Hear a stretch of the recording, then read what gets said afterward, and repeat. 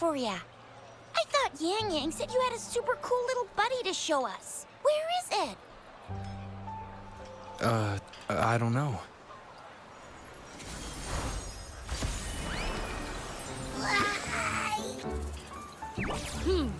Did it just pop out of your tacit mark? Smells good. So, is this how it first showed up when you guys were in the Norfolk Barrens?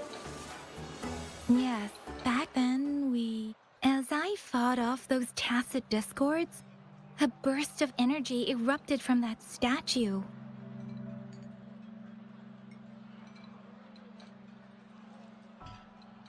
Two forces clashed and collided, and later, one of them emerged victorious, vanquishing the other in a violent clash. General GN and Rover later told me it was this little thing coming out of Rover's body. It was blocking or even consuming the overflow of Threnodian power. It reminded me of how Rover once absorbed frequency energy with his body in a similar fashion. So, we took him to the academy for a checkup with Baizhi. Apparently, this little one is what we had detected before. It's a speculated space or organism hidden inside your body. Now we finally know. It shares similar frequencies with tacit discord's reverberations.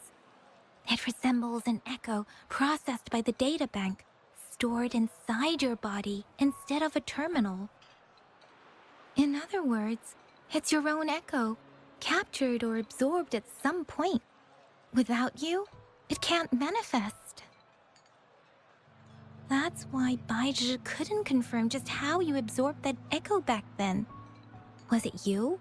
Was it the little one? Or maybe the two of you together? And Baizhi discovered more after analyzing your spectrums. She found a new power source within you, similar to the Crownless, but even stronger. This power comes from the tacit discord you defeated in Norfolk Barrens. So, the excess energy this little thing had consumed somehow ended up in your body, available at your disposal. In other words, there's a deeper connection between the two of you. Or, according to Baizhi, it's a convergent codependency.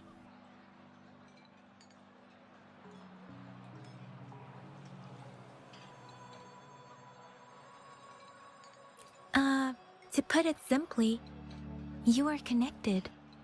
While you are two separate individuals, your energies and vitals can affect each other, for better or for worse. You may even feel each other's emotions. The bond between you and this creature is symbiotic. As it strengthens, so do you. However, if one is harmed, the other suffers. Fortunately, since it can't ever leave your side, it's not an easy target for attackers. And if they do strike, it can seek shelter inside your body for safety.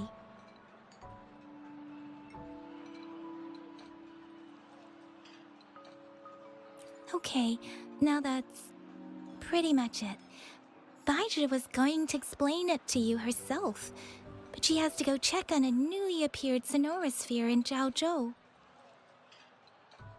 Wait.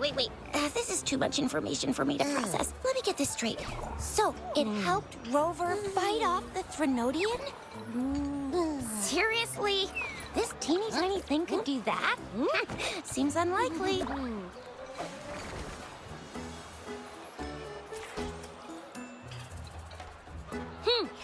Don't look down on me.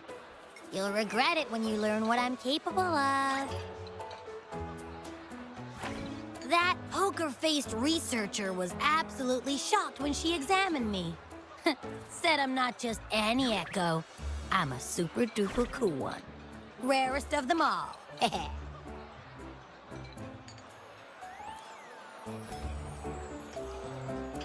Oh, actually, while those aren't Baizhi's exact words, that is what she meant. She mentioned highly intelligent echoes that can act on their own in other countries. Said they are involved in every aspect of human life with unique abilities beyond our imagination. Those echoes are rare, though. Neither I nor Baiji, an eco-acoustics expert, have ever seen one in person. But this little thing here, it could be one of those foreign echoes. Yeah, makes sense. Now we just gotta figure out where it came from. Who knows? We may find other cool echoes in that place.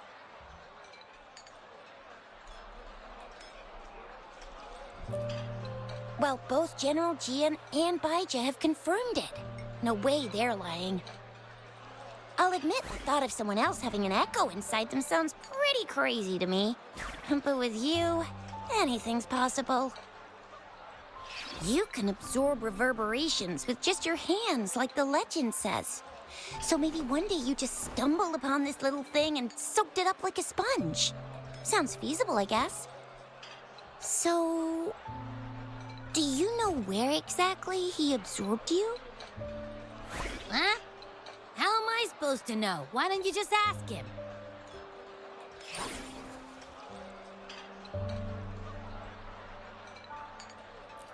Yeah, it happened before he lost all memories, so we have to ask you. But even if echoes can have memories, they probably wouldn't remember things earlier than their first manifestation. I wonder if that's the case with this little one, too. Aha! Finally, someone with common sense. That green-haired, serious guy asked me a similar question. Sorry to disappoint, but I really don't remember anything before I showed up.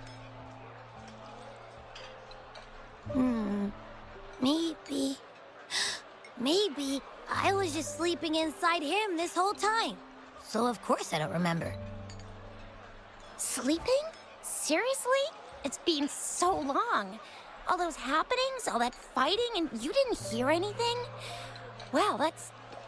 Your sleeping quality is really something.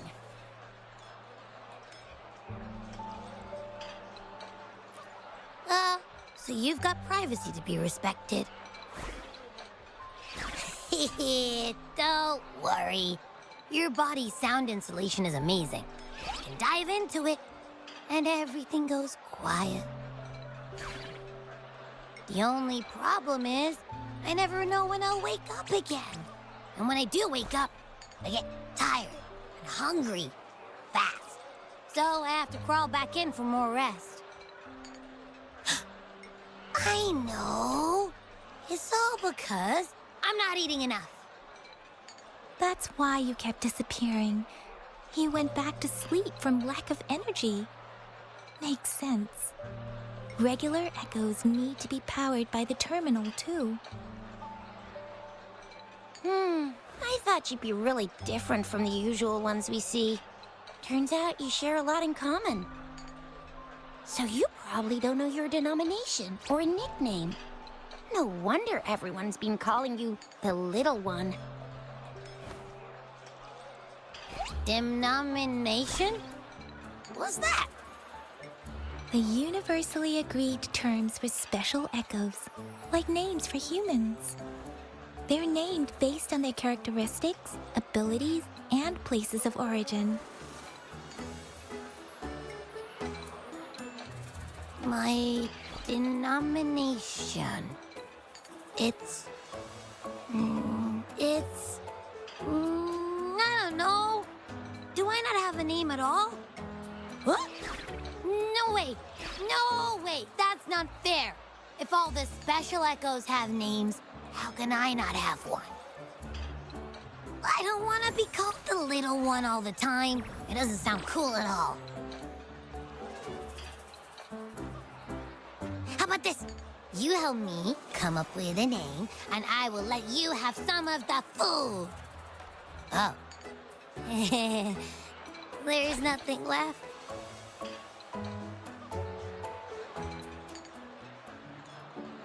Next time, I'll definitely say some for you. Just give me a name.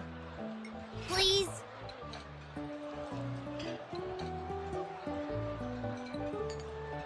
A name? Now? Yes, I want it now. Look, your name's Chisha, your name's Yang Yang, and you... your name is... Heh, that sounds interesting. Wait, didn't you forget everything? How do you still remember?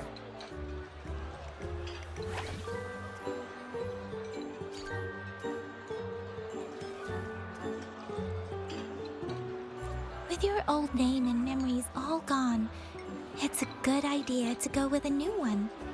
It makes everything more convenient and represents a fresh start. Yeah, exactly like she said. Every one of you has a name, and I want one for myself, too. I'm really not asking much. I just want a name that sounds a little cool, a little special, and epic, and super smoking.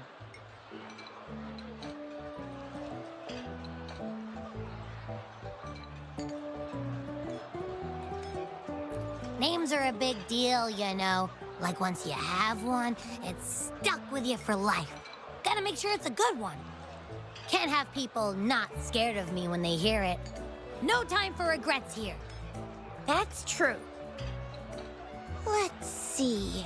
You want a cool one. What about Echo the Invincible? What do you say? Nah, nuh-uh, absolutely no. That's too straightforward. It's no better than calling me the little one. Hey, it makes every difference in the world. I am Echo the Invincible. That's what a hero play character would say as their transformation call. Or maybe, since you can fly and you've got those long ears, why don't you call yourself Righteous Raptor or Valor Hawk or Flying Fury? No, absolutely no. Why do they all sound so cringy? Why? I love it when people call me the Chinjo Speedster. Doesn't that sound awesome? Huh? Sure, if you say so. Anyway, they all sound like anything but my name. Absolutely no.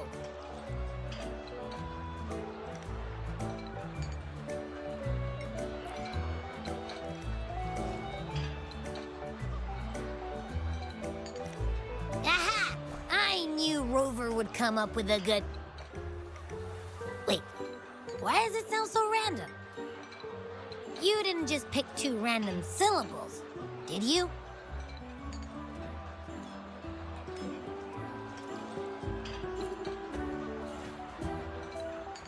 I mean, yeah, it's simple, easy to remember. I can imagine myself yelling it out loud, and at least it sounds better than Chisha's cringy titles. But you know, it doesn't quite feel majestic enough.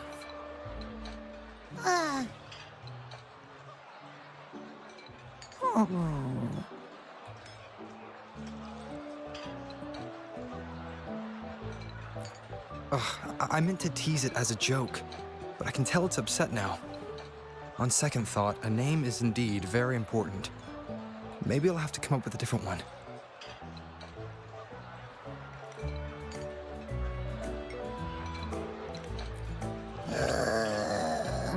Nappy... Abra... Abraxas?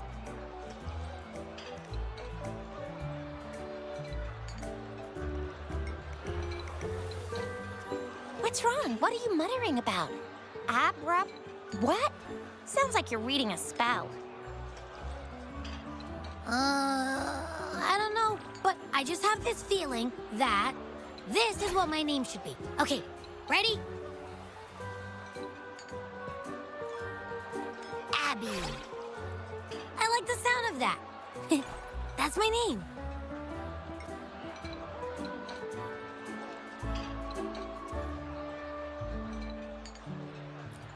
Of course I like it. You came up with it for me. I was just trying to get used to it, that's all. Besides, I feel attached to this name now.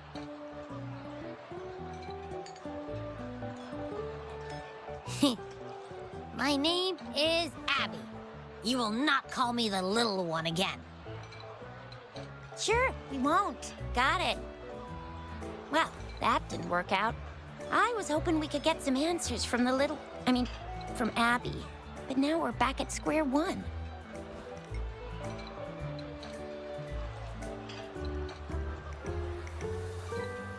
I really thought we could figure out where Abby came from. It might not lead us to other special echoes, but it's at least a starting point to uncover Rover's past. Then we'll have something to do before asking Madam Magistrate and our Sentinel about it again. Maybe we can start with Abby's special abilities instead. Each special echo has a unique ability. We can compare what Abby does with our records of other echoes to see where they came from. Besides, it was Abby's power that helped Rover defeat the Threnodian, I suppose.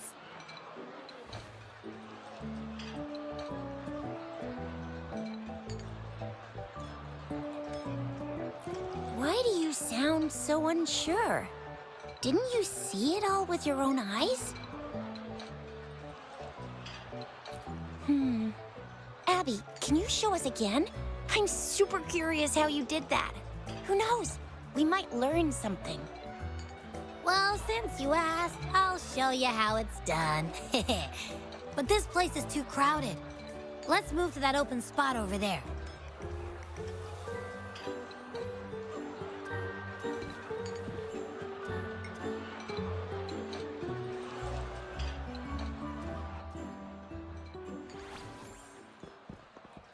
All right, all eyes on me.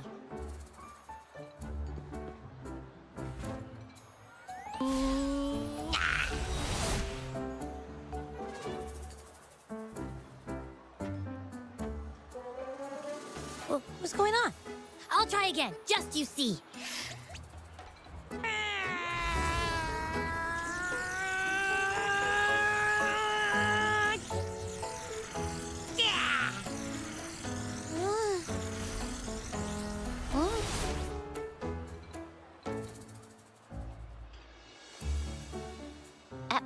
What? Did something happen? Just a little slip, that's all. I can do it. You gotta trust me. Back then, I just stood in front of him, and that big bad Threnodian monster thing just left. So, you didn't really do anything? Huh?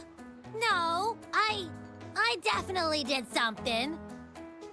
Like I said, I was asleep, and then all of a sudden, I smelled something really yummy coming closer and closer. It was like nothing I'd ever smelled before. I didn't have time to think. I just had to show up and reach out for it. So, maybe Abby's power activates automatically under certain circumstances. Perhaps Abby can't control it yet. Yeah, it looks that way. You can't even hold your shape for very long yet. Hey! Stop looking down on me. Like I said, it was just a little slip. Really. When I think about it, I just stood there and did nothing and ended up beating a Threnodian. Imagine what I could do if I actually tried. Hey, Rover, get behind me next time we run into anything, okay? I'll keep you safe. Promise. You're so real for that, Abby. You bet. I said I'm super strong. I'll protect him. That's very reassuring to hear, but it seems we're stuck again. I can't think of anything else to check out.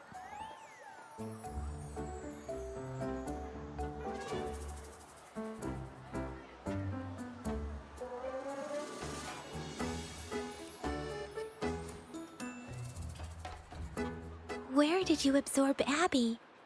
What are Abby's powers, and what exactly happened between you two? There are so many questions we can't figure out yet.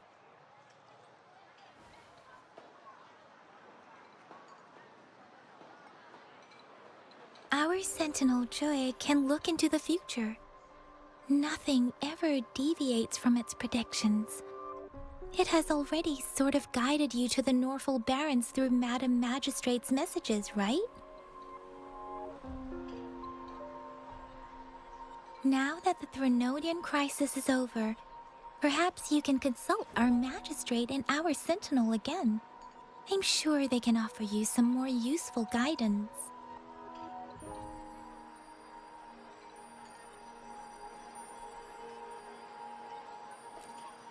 Relax, relax. You have me now, remember? Meeting up with that Jinshi person, getting your memories back. I've got you. Speaking of that, so this Sentinel can predict the future? That sounds cool. The name Jue sounds pretty cool too. It's almost as cool as mine. What does it look like? Where is it? Since we're paying it a visit, this Sentinel should treat us with food, right? I wonder how the food's gonna taste. Our Sentinel protects every one of us. Of course it's cool. But why are you talking about food again? Didn't you just stuff your face? What? Is your stomach a black hole? I can't help it. I'm always starving.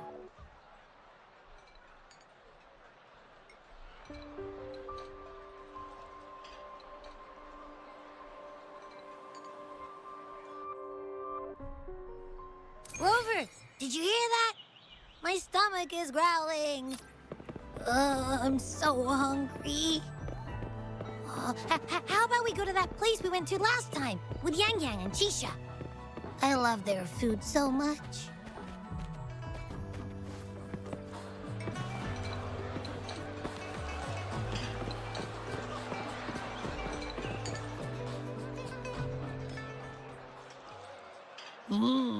Yummy, yummy. Hello? Are you with me? You seem a bit distracted. With so much delicious food right in front of you, aren't you gonna try any?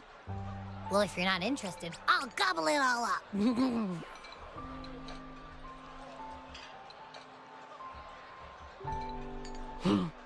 You've been absent-minded the whole day.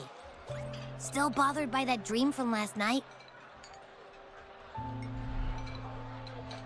Wait, so you had a dream about the Sentinel?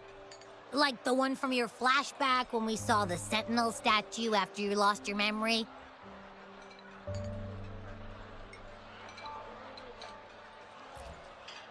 Hang on, so let me get this straight. The Sentinel swooshed you off to a mountain shaped like a dragon, and then there were all these bad things going on with lots and lots of tacit discords. But the Sentinel saved the day. How exactly did it protect everyone again? Oh, in your dream it made the time different there.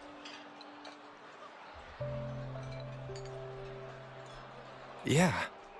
The time in the mountains seemed to have slowed down from the outside, away from the tacit discords. The Sentinel must have created a barrier by manipulating the flow of time, keeping those monsters out. It was a safe haven from all the disturbances caused by the tacit discords, where people lived peacefully.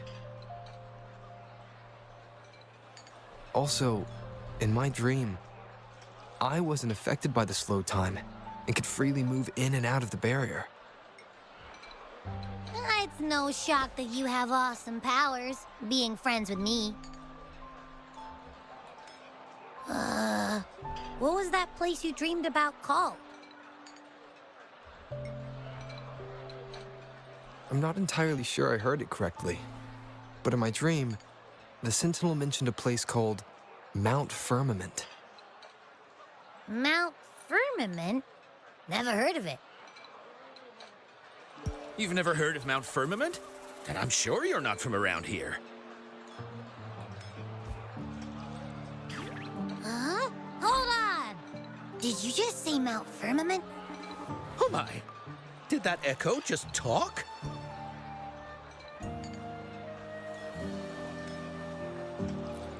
Come on, man, relax. You don't hear an echo talking every day, but it's not that uncommon either.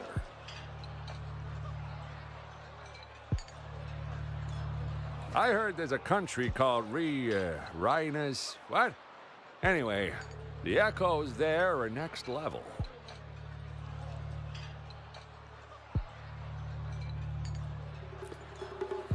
Oh, you're not from around here? Well, that explains why you don't know about Mount Firmament. Legends say Mount Firmament is where the first people of Jinzhou lived. It looks like a giant statue of our sentinel, Zhui. I've never actually heard of anyone going to that place. They say those who try either get lost in the sea mist or never come back.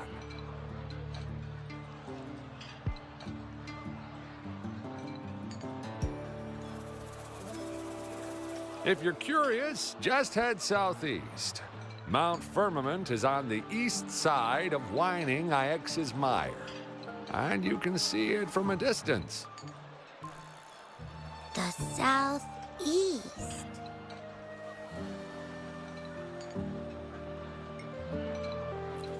The past few days, especially this morning, I caught this unique smell from the southeast. From that mountain they just mentioned.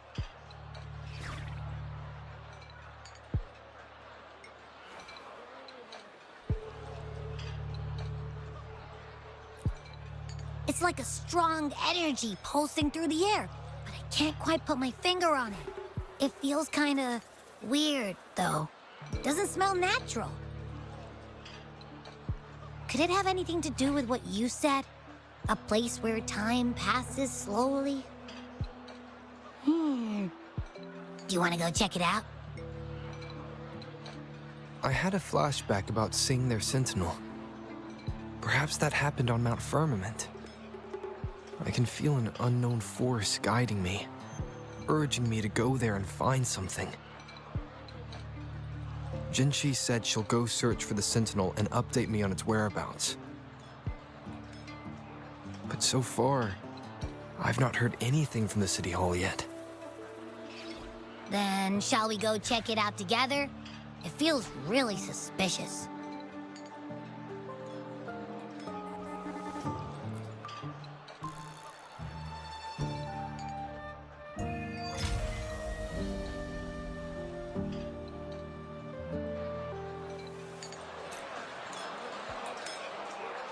Abby, are you getting sleepy again? Let me take a quick nap, all right? I've got keen ears. If anything goes down, just give me a holler and I'll be up in a jiffy. I swear.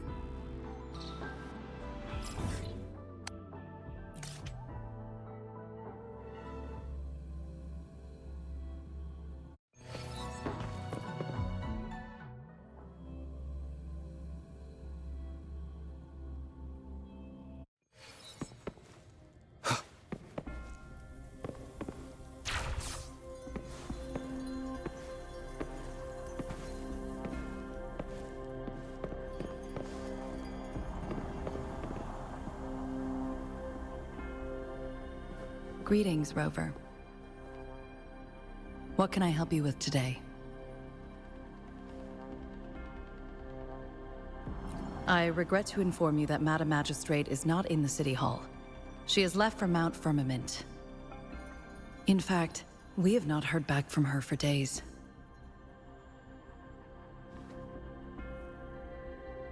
Unfortunately, no. Please keep this confidential. The situation in Jinzhou is still unstable after our battle with the Threnodian. We must limit discussion of the Magistrate's whereabouts to a select few.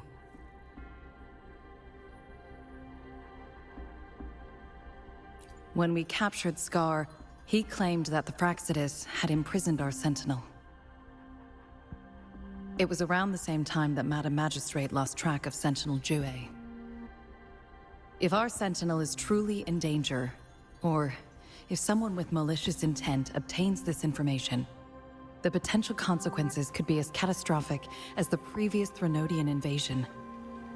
In order to investigate the Sentinel's whereabouts, Madam Magistrate has left for Mount Firmament, its last recorded location.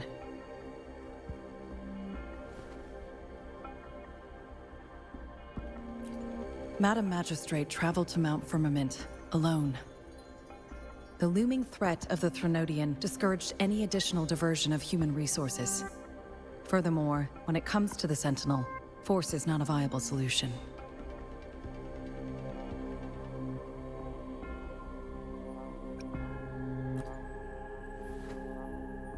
Madam Magistrate trusts you. It is beyond my authorization to meddle in your decisions. However, the landscape around Mount Firmament is complex. One must be accompanied by a special wayfinder to navigate safely. That's all I know.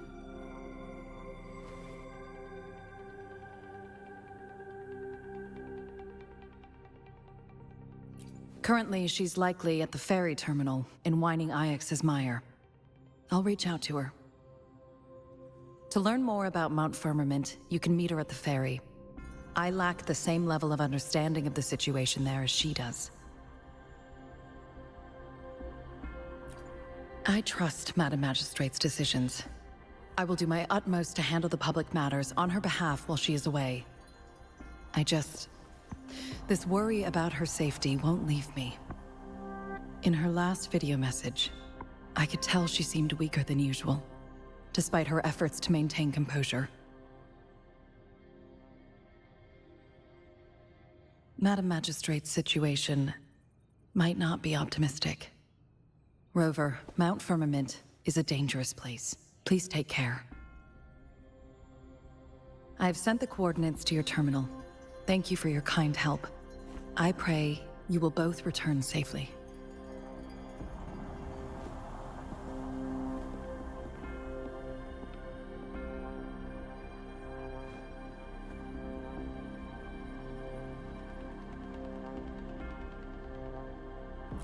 I'm here.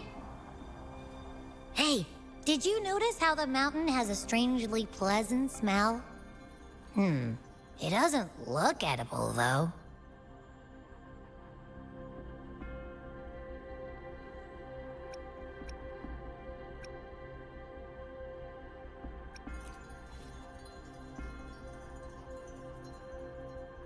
Of course you can. When I'm already so cool, you must be pretty amazing, too. And don't worry, if there's any danger coming your way, I'll wake up like clockwork, just like last time. Well, unless there's nothing that can even remotely challenge you. In that case, I probably won't wake up.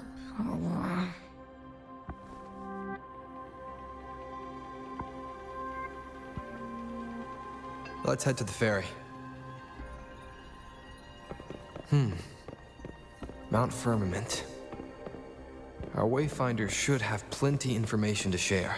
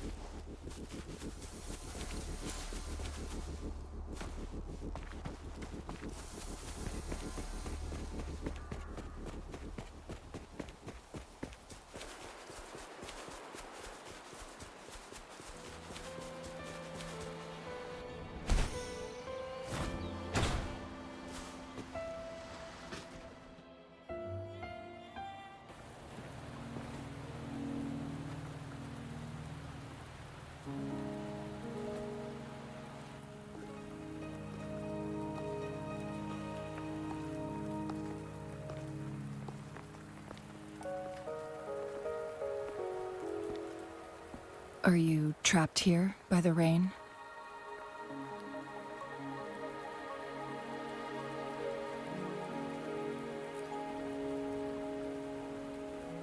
No need for thanks. We're about to embark on a journey together, Rover.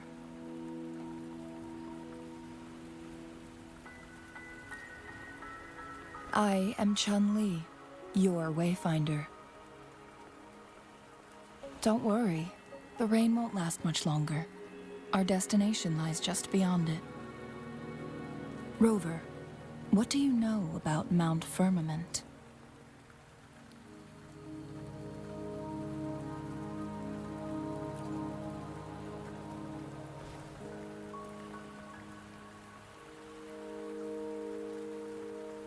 There is a certain folk tale.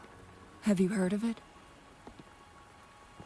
While hiking in the mountains, a woodcutter came upon two people playing Weiqi and became enthralled with their game. Upon his return home, he found a world transformed. Everything was different, as if in a new reality. That mountain was a secret realm where time worked differently. The woodcutter only spent half a day inside, but outside, a century had passed. Mount Firmament is such a place.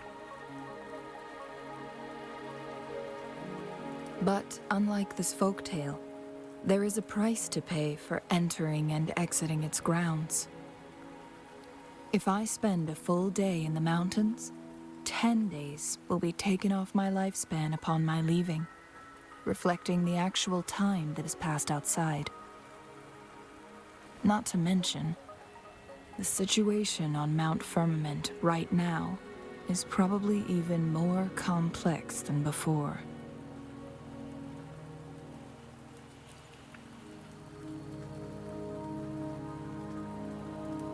The strange time patterns of Mount Firmament are tied to the Sentinel's temporal mandate. Time ebbs and flows at its will.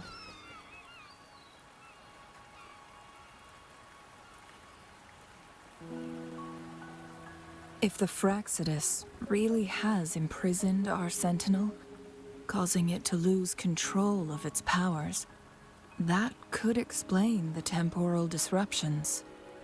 Which means Mount Firmament is basically a dead end, with no way out.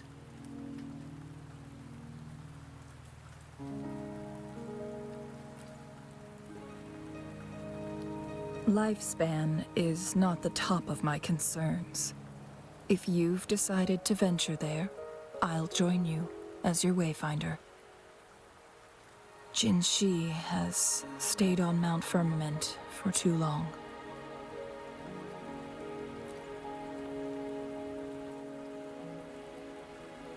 She doesn't miss a thing, does she?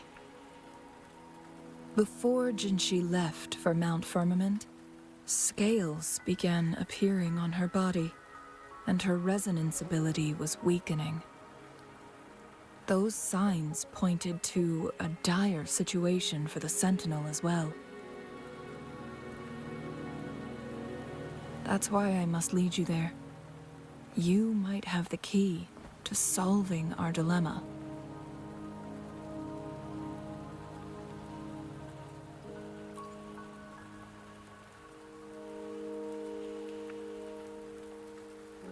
You're here because I invited you. Sanhua was instructed to disclose my whereabouts if you ever went to City Hall and asked about Jin Shi.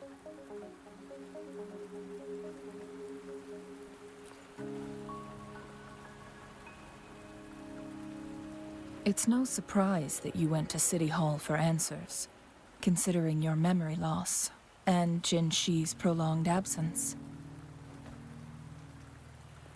I need to tell you the truth, because you've been the top priority, no, the sole concern of our enemy, the Fraxidus.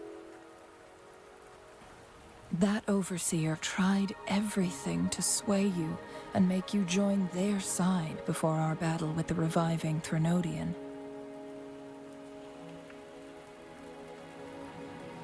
It's a clear sign that your involvement could disrupt their plans, especially at Mount Firmament.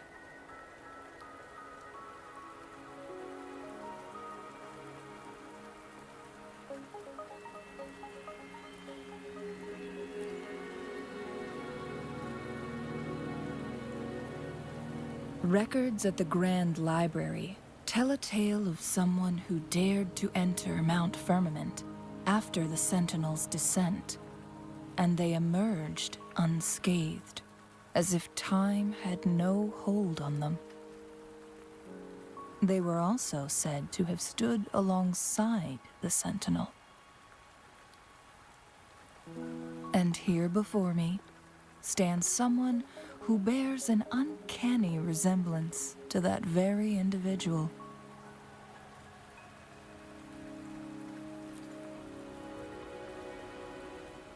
Is it you? If not you, who else could it be? It took me some effort to finally reach this conclusion. Rover, the journey ahead is filled with danger at every turn. Once we venture into the mountains, there's no turning back. Are you sure you still want to join me?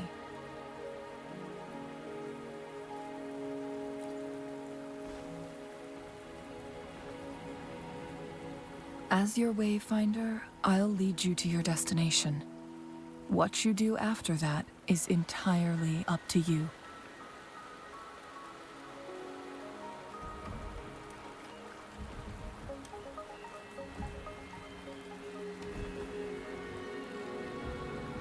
The rain is subsiding, and the sky will soon clear. It's time for us to head out.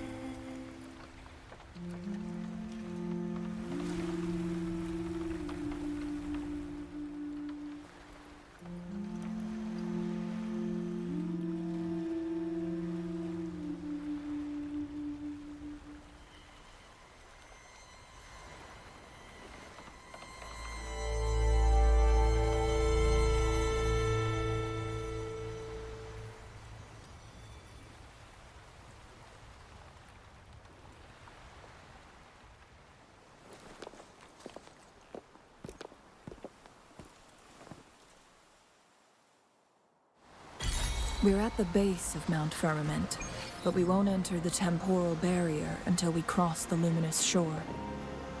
Shall we proceed? The storm is coming. Some people must be itching to pounce.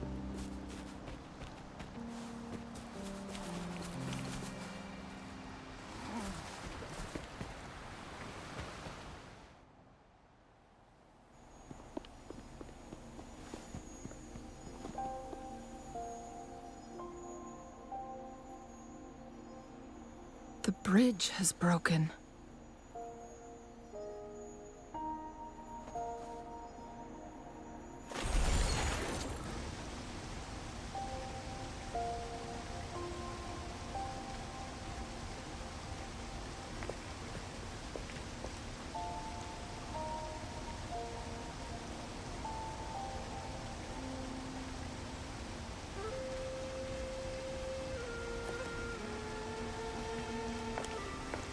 Judging by its design and intricate details, it must be a creation of the court of Savante.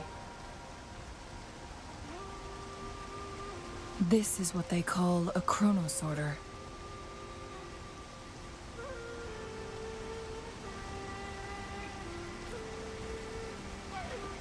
It mimics the Sentinel's temporal mandate, able to reverse small-scale events and restore objects to their previous state.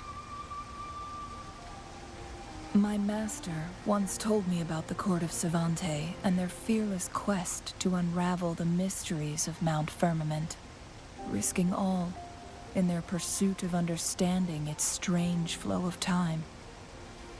Their dedication bore fruit in the form of fascinating inventions, such as this chronosorter.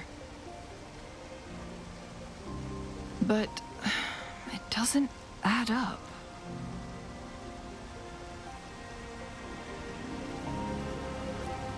Why hasn't this brilliant invention spread beyond Mount Firmament? This chronosorter was built beyond the temporal barrier, so its creator must have already paid the price for leaving. But even if they died, there are countless other CSC members who could replicate it. How did such advanced technology become lost? Or do these chronosorters stop functioning once they are removed from Mount Firmament?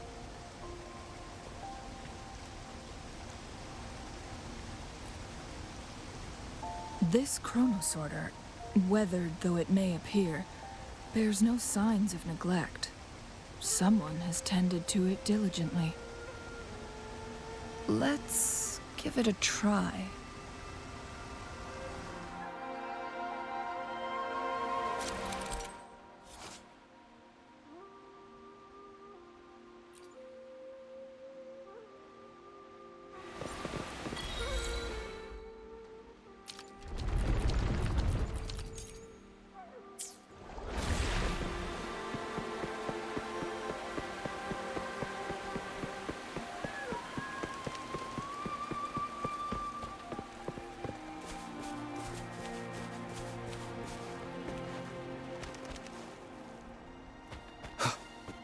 Weren't they concerned about losing lifespan? For those fanatics, nothing mattered more than the truth. To live every moment with overwhelming passion. How many can claim such a tenacious drive and unshakable determination?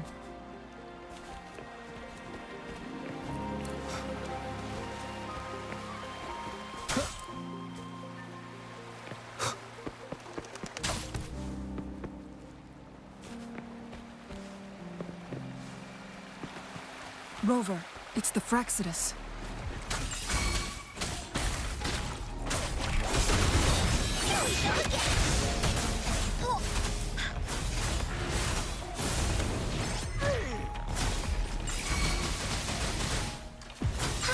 This is so much fun!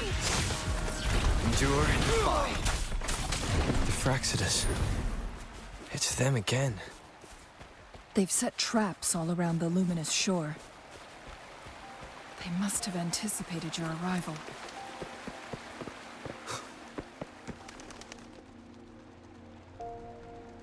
The entrance is sealed. It's the photon barrier, another invention from the court of Savante. Specific steps must be followed to undo the barrier. Rover, I'll guide you.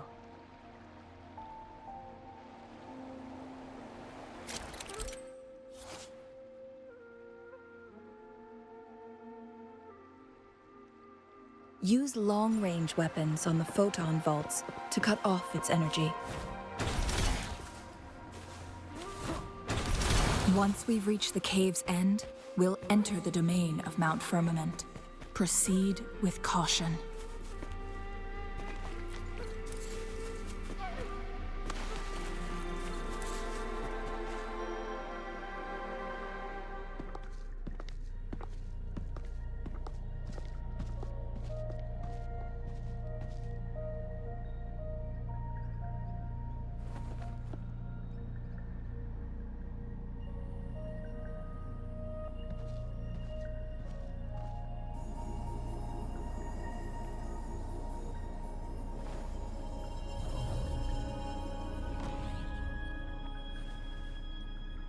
so it can't hurt me.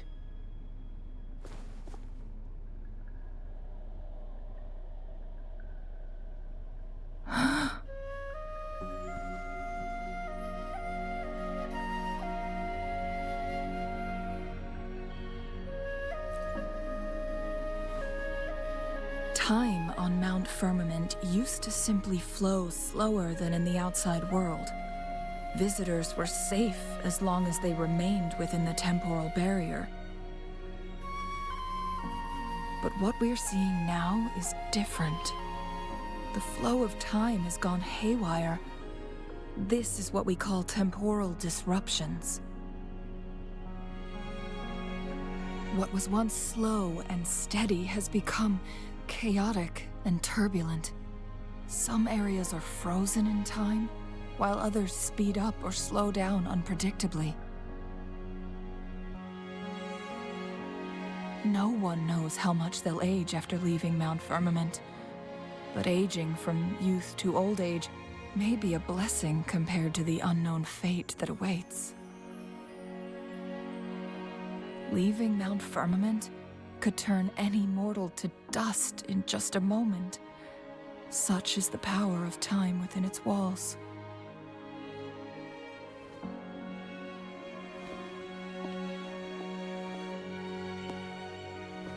These poor creatures, trapped in the temporal disruption, are the most pitiful of all. Their bodies and minds have been ravaged by the chaotic time, leaving them in unimaginable suffering.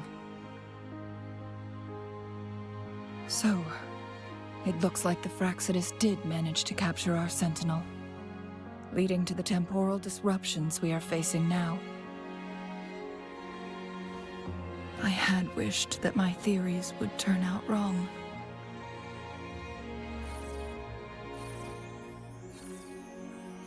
As expected, my terminal isn't working. We can't reach Jinshi. The temporal disruption is preventing it from functioning.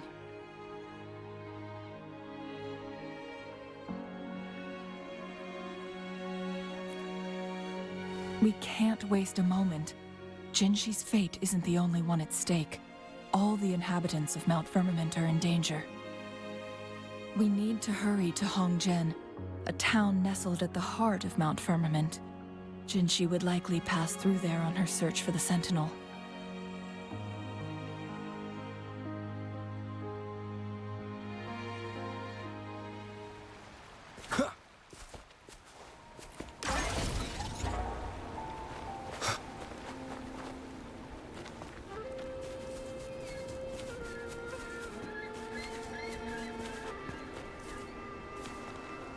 The temporal disruptions have spared nothing on our way here.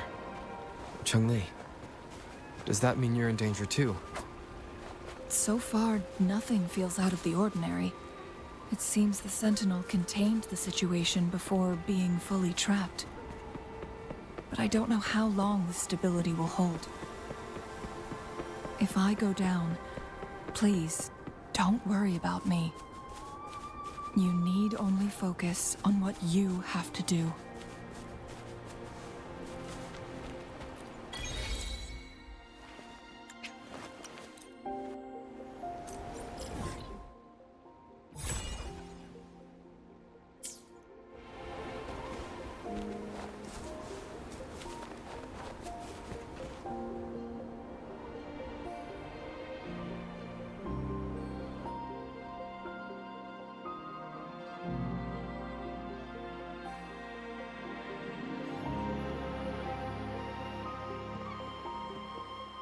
What's the matter? You dreamed of Hongzhen?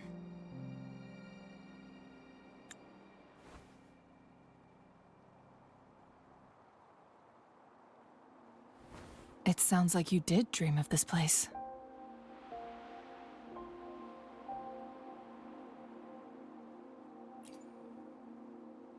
What you just described closely aligns with the accounts documented in our Grand Library. Over a century ago, A vast horde of tacit discords invaded Huanglong. Hongzhen suffered greatly during that onslaught.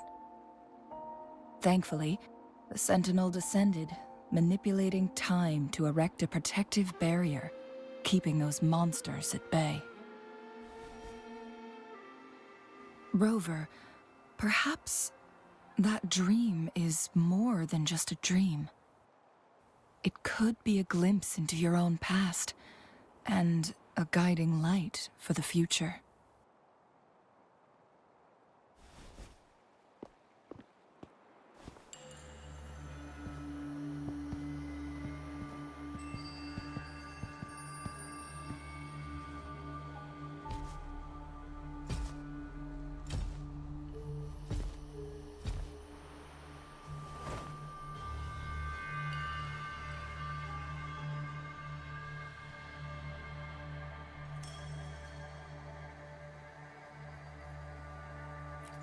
Hongzhen is a pivotal location, linking various parts of Mount Firmament. With the Fraxidus now targeting us, they'll seize any opportunity to intercept our path.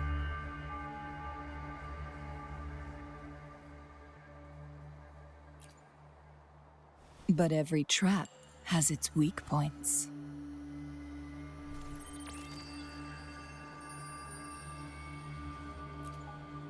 Someone has used their resonance ability here, but it feels different from the Fraxidus aggression. It's Jinshi, and it seems like she used it in a dire situation. Could it be related to the people of Hongzhen? The traces lead deeper into the heart of Hongzhen. Let's keep moving. Don't let your guard down.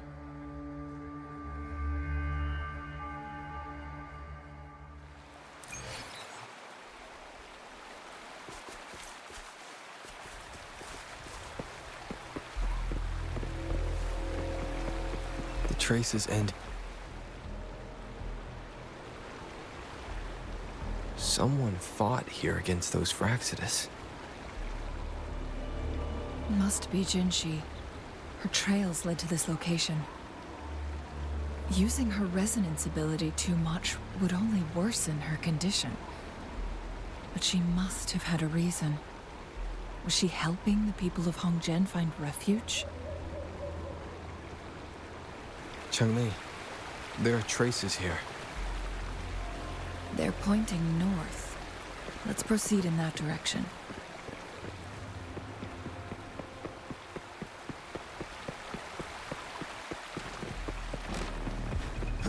Saves me the search. Right. Nowhere to hide. One with the sounds.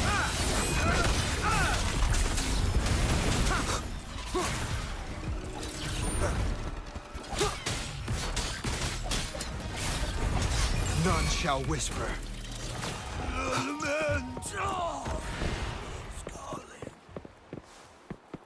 The traces disappear by the pond. Rover, we need to keep an eye out for anything unusual. The vase on the stone table seems rather peculiar.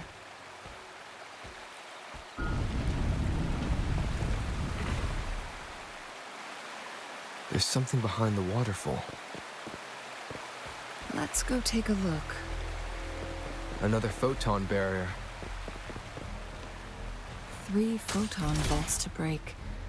Rover, use ranged attacks.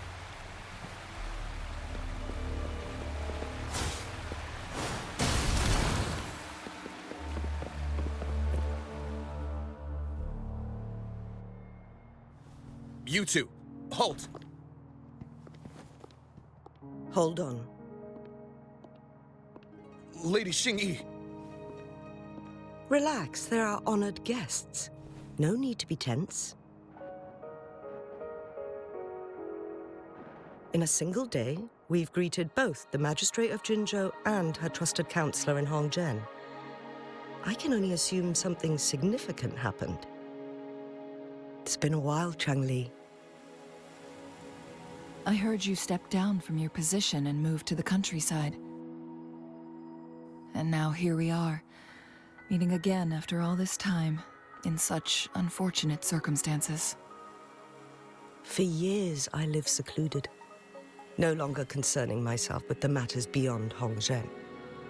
But the current situation in Jinzhou is volatile. It has reunited us in an unpredictable moment.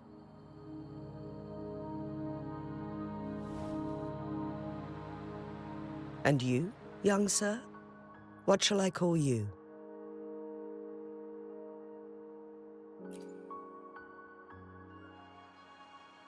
My name is Xinyi. Pleased to make your acquaintance. Please follow me this way. It's not safe to talk here.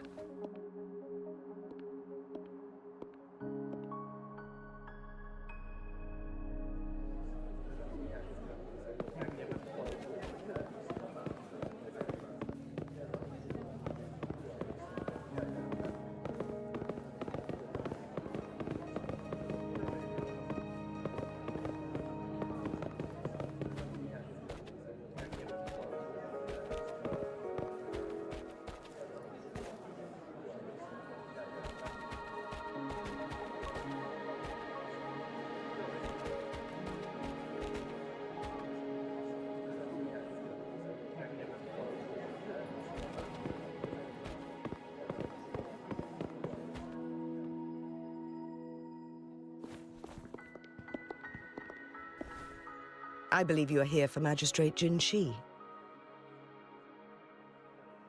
The magistrate left Hongzhen about 15 minutes ago. She should be at the Truth Seeker's Pass now.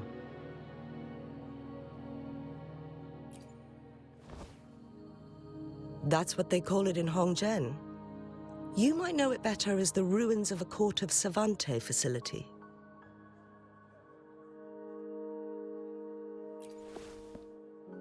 Lady Xinyi, please elaborate.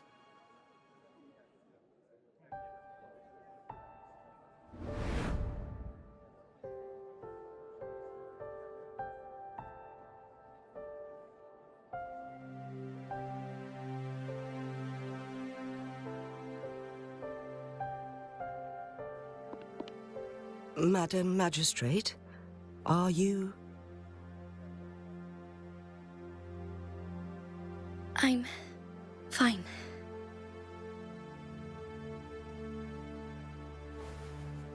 How's the situation? Have we evacuated all the civilians? Yes. Remaining civilians have been counted and escorted to safety. Good. These hidden chambers should provide some much-needed shelter for them to rest a little.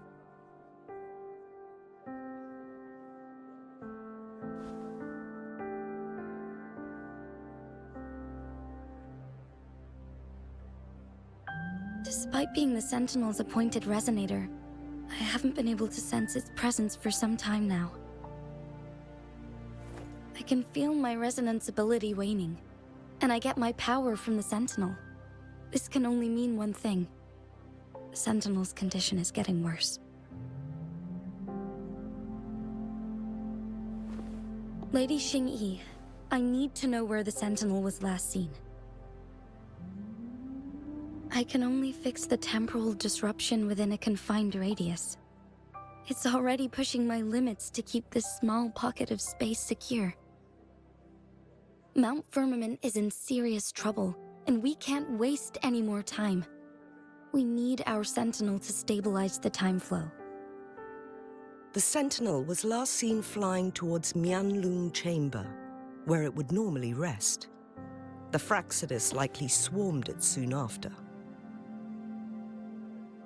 But little did they know, we had a defense system in place, built with the help of the Court of Savante. It was reactivated as soon as our Sentinel made it back inside. This mechanism has allowed us to locate their troops, and we've already eliminated some of them outside the Mianlung Chamber. To get inside Mianlung Chamber, we have to find the cipher key in Truth Seeker's Pass and unseal it with the Keyforge.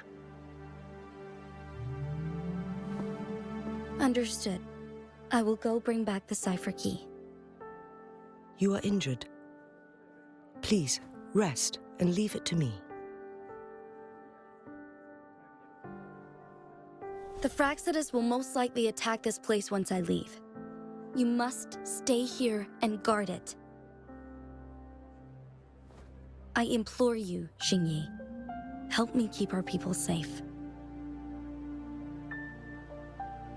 Yes, I will, Madam Magistrate.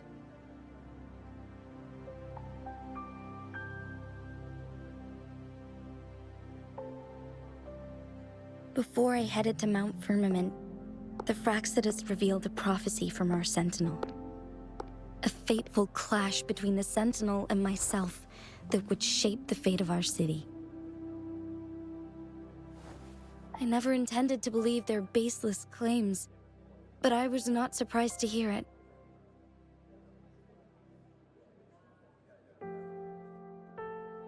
The Sentinel had told me long ago that there would come a day when I surpass it in power. A day when the humans of Jinzhou take control of their own destiny. Once we save the Sentinel from danger, I intend to have a serious conversation with it about this prophecy.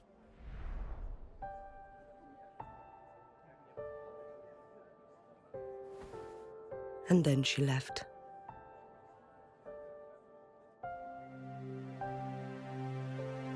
There's still one thing that doesn't add up. How did the Fraccidus kidnap our Sentinel? The Mianlong Chamber was once renovated by the court of Savante. Do you think their research could be involved somehow?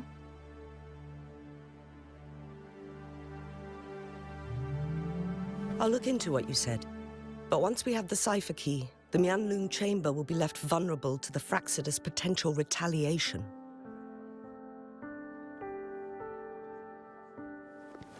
We must keep them at bay. Rover and I are headed to the Truth Seeker's Pass to meet up with Jingxi. We'll distract the Fraccidus' main forces, giving you an opportunity to stage your ambush. And the locals will handle the rest. I will send some men to open up the side exit for you. Head south and keep walking a couple of minutes, and you will see the Truth Seeker's Pass downstream. Thank you, Lady Xingyi. Please, leave it to us.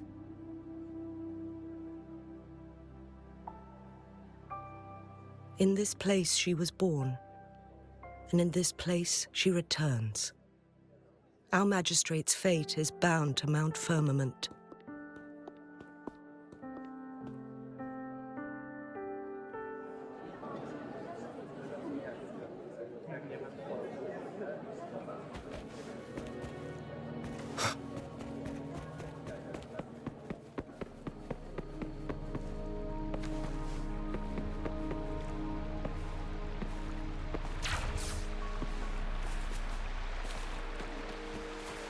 Did Xingyi and Jinxi know each other? Jingxi was chosen as a baby for her resonance ability and raised in City Hall to become the Sentinel's appointed resonator. All the government workers there helped care for and teach her at some point, including Lady Xingyi.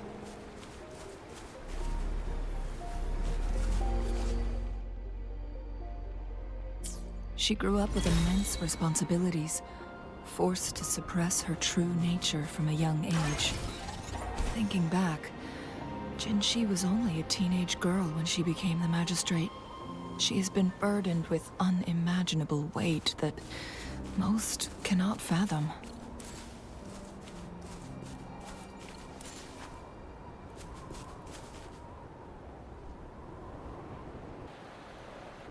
I assume this is the Truth Seeker's Pass Xingyi mentioned. Yes. This should be another chronosorter. It should work in similar ways with the one we saw near the luminous shore. The entrance is built on that cliff, and it's been blocked. We will need to break the 3 photon vaults with ranged attacks first. Nothing. I was wondering, how did the Court of Savante create such an advanced mechanism using the Sentinel's power? Mortals aren't supposed to be able to comprehend it. I've never heard of any human civilization having the ability to manipulate time.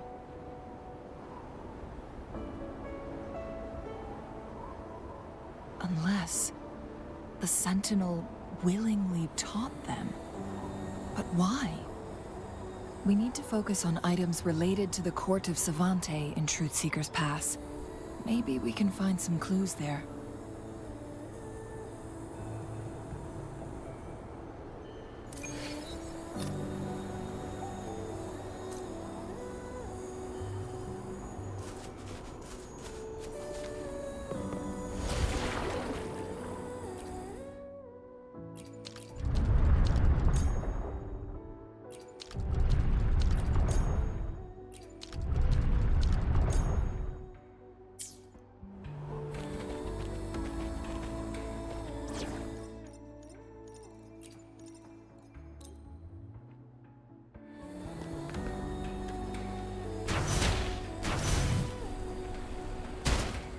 One of the photon vaults always ends up blocked off. I can't seem to break 3 of them at once. Perhaps we'll need to use the chrono sorter.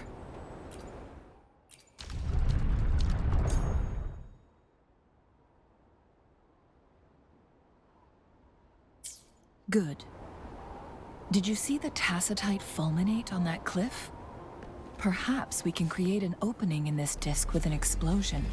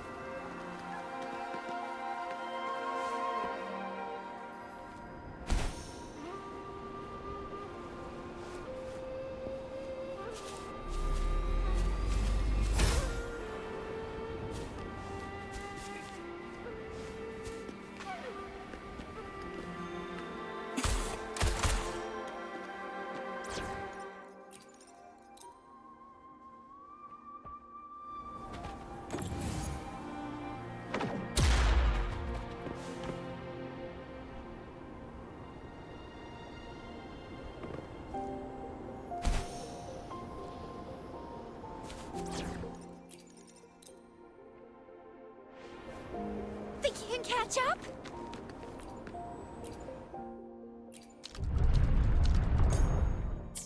It worked. The opening fits right onto the middle photon vault. Rover, now we can hit the 3 photon vaults simultaneously.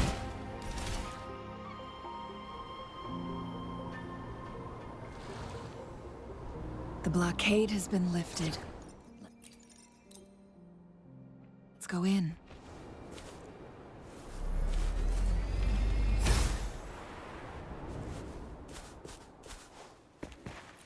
Cherish every gain.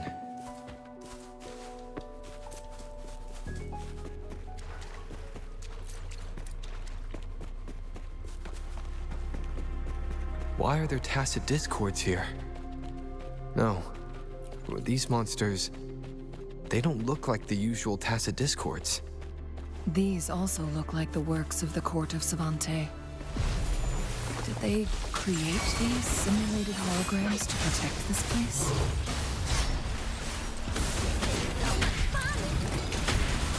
No one picks on Ungar's friends. Ha! Uh-oh! Here comes Encore!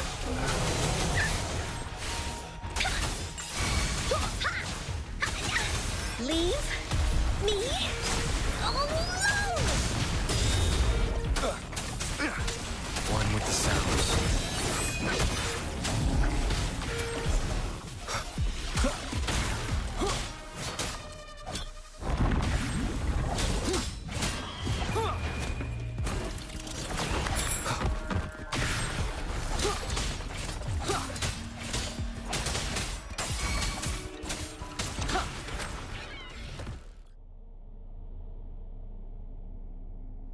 That thing up ahead. Is it another mechanism? It seems to have unlocked after we got rid of those holograms. Let's go.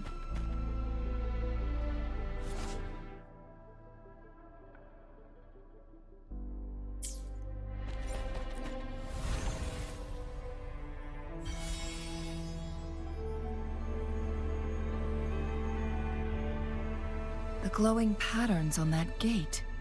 It's a flare crest. Yes.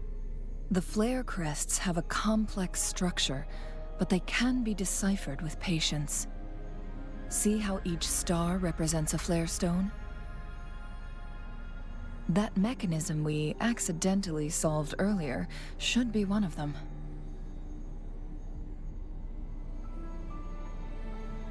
Yes. We still need the other 2 flare stones to open it. Wait. The blood and scales here. It's Jinshi. She is likely teetering on the edge of overclocking now. We are running out of time.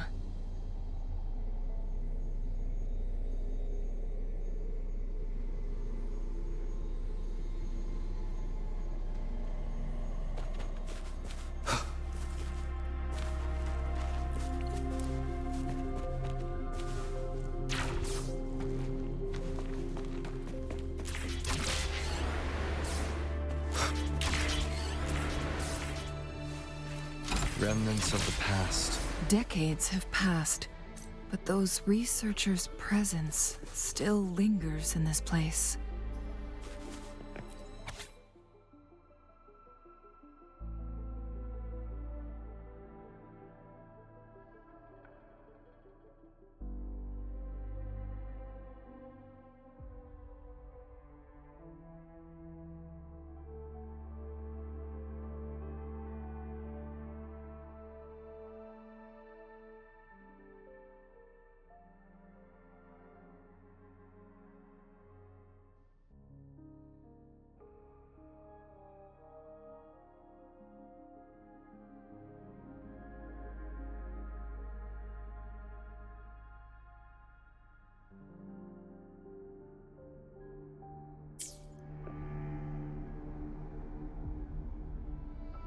The Sentinel's situation is worse than we thought.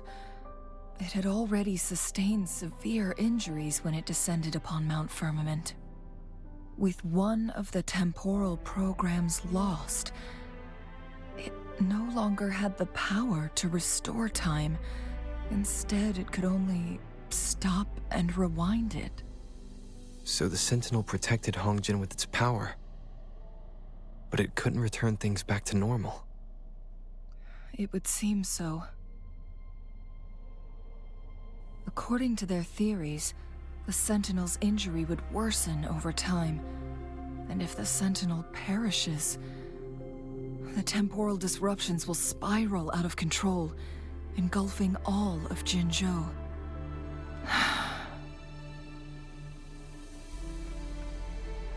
So the Fraxidus just added a pinch of salt to the already gaping wounds on Mount Firmament. There's nothing we can do. At least that's what it says in these records. Only the Mianlong Chamber can provide temporary relief for the Sentinel, but it won't heal it completely. In the end, the Sentinel and a peculiar visitor who is immune to time disruptions would have to come up with a last resort. The Sentinel couldn't be fixed, so they decided to replicate its power onto a resonator through induced resonance. Their experiments resulted in the first chronosorter, a man-made resonance object.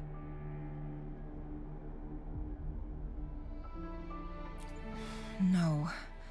A chronosorter can only rewind time within a narrow range. It's no match for the Sentinel's immense power. We are getting closer and closer to the truth. 2 more flare stones left. Everything aside, First, we must find Jinshi.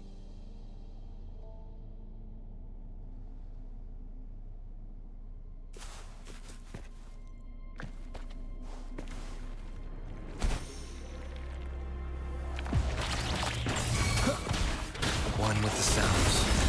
Here we go again!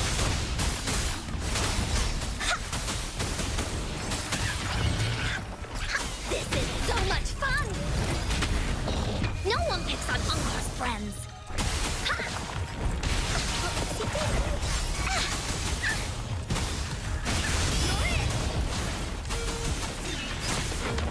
Nowhere to hide.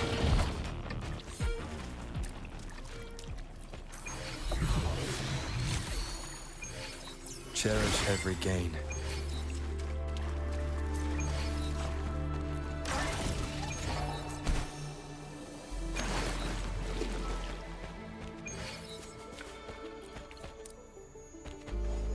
Another chronosorter.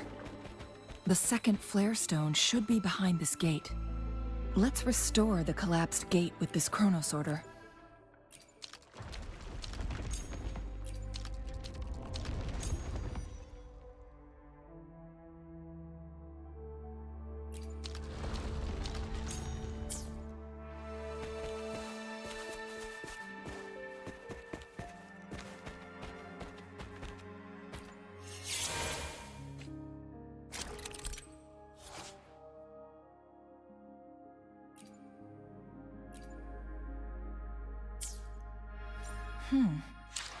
So it turned you into a Klangbang. Please use the leap device to eject yourself and crash through that ice wall.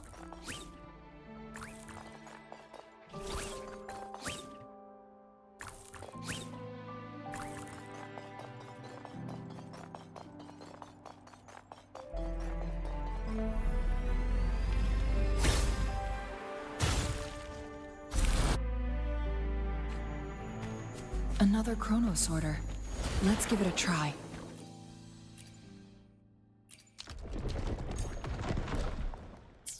The stone slates have formed a path. Now we can bring the tacitite fulminate across the water.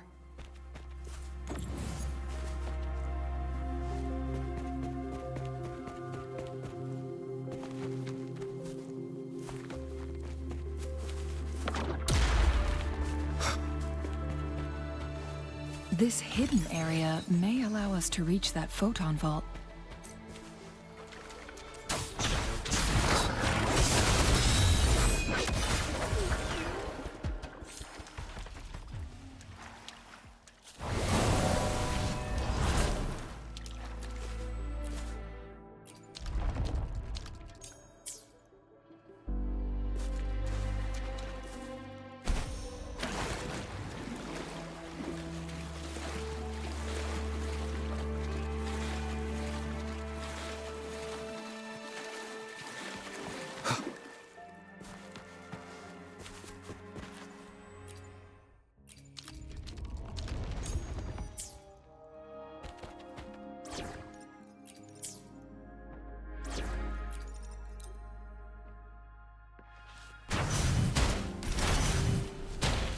There's still another photon vault to break.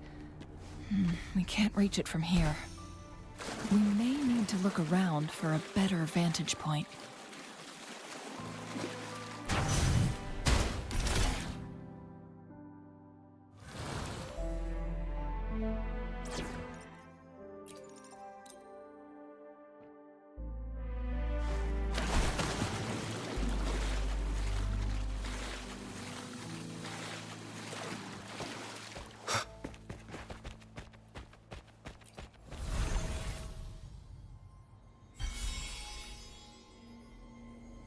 One last flare stone to go. There's a carrier lift nearby. Perhaps the flare stone is on the floor beneath us. We've reached the carrier lift. We've reached the carrier lift.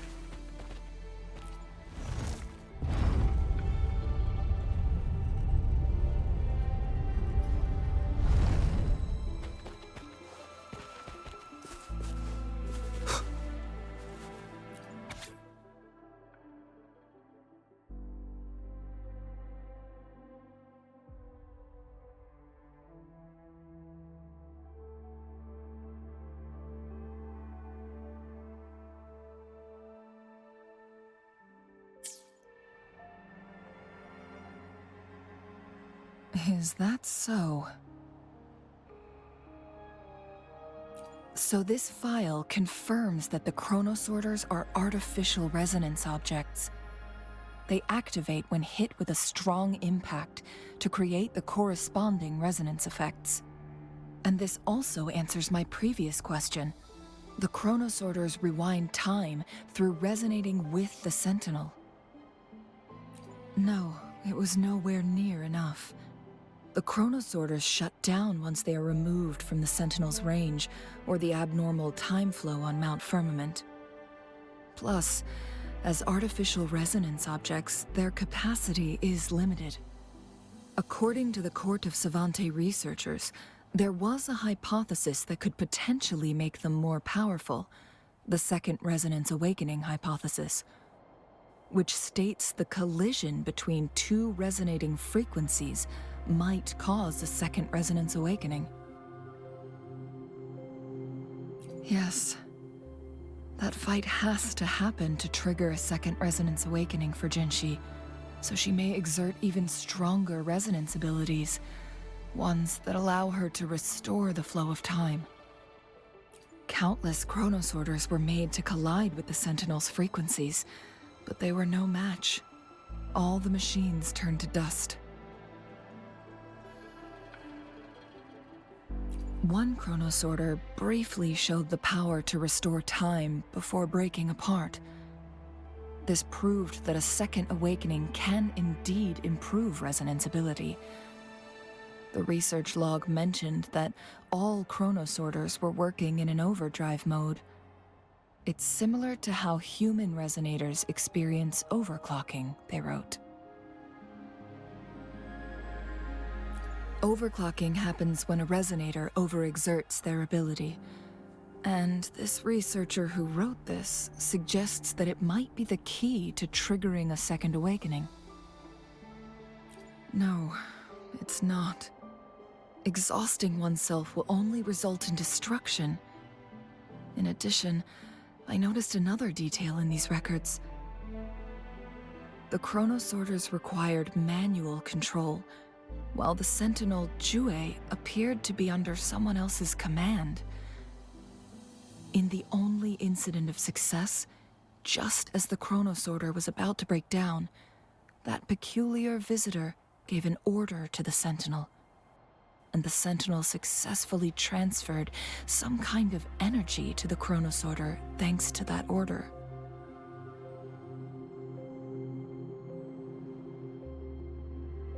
Rover, do you have an idea?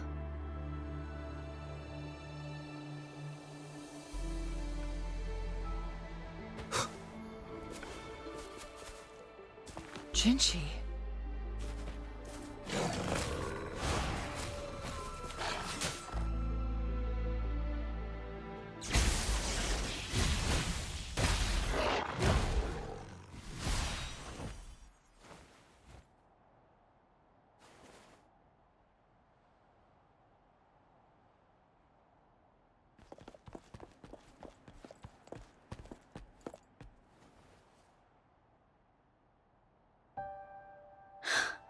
You.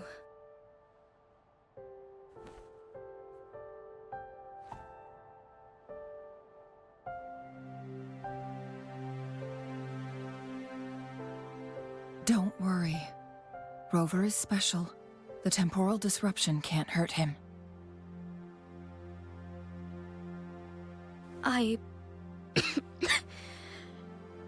But Changli, you're... Shh. I gave my word to be your pawn, and I intend to keep it. As your teacher and courtier, it is only right for me to do so. And let's not forget, without me playing the Wayfinder for Rover, we wouldn't even have him here.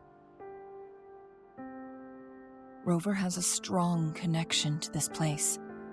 You need his help to resolve Mount Firmament's crisis. But we already owe Rover a lot.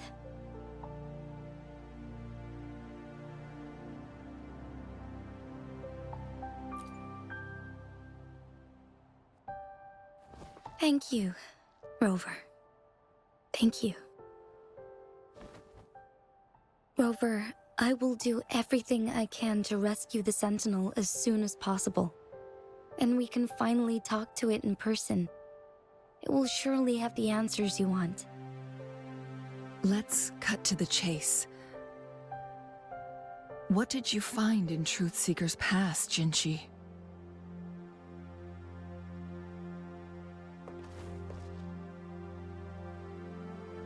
According to the Court of Savante's records, the Sentinel was already injured upon its arrival at Mount Firmament.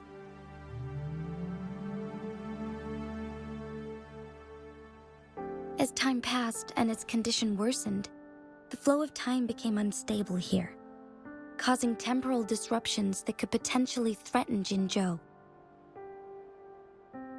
Only the Sentinel's appointed resonator can restore its temporal mandate.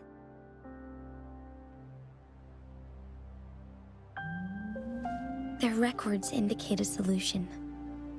To reverse the rapid aging effect from temporal disruptions, I must deliberately collide with the Sentinel's resonance power during combat, triggering my second resonance awakening.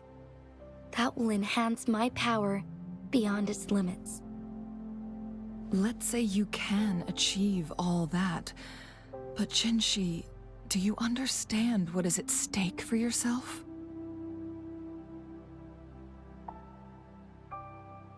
I understand. I share a resonance connection with Jue, but I never took the time to truly get to know it. I've been blind to its suffering for so long. Sentinel Jue has been guiding us since the city's founding with its wise words and well-crafted decisions.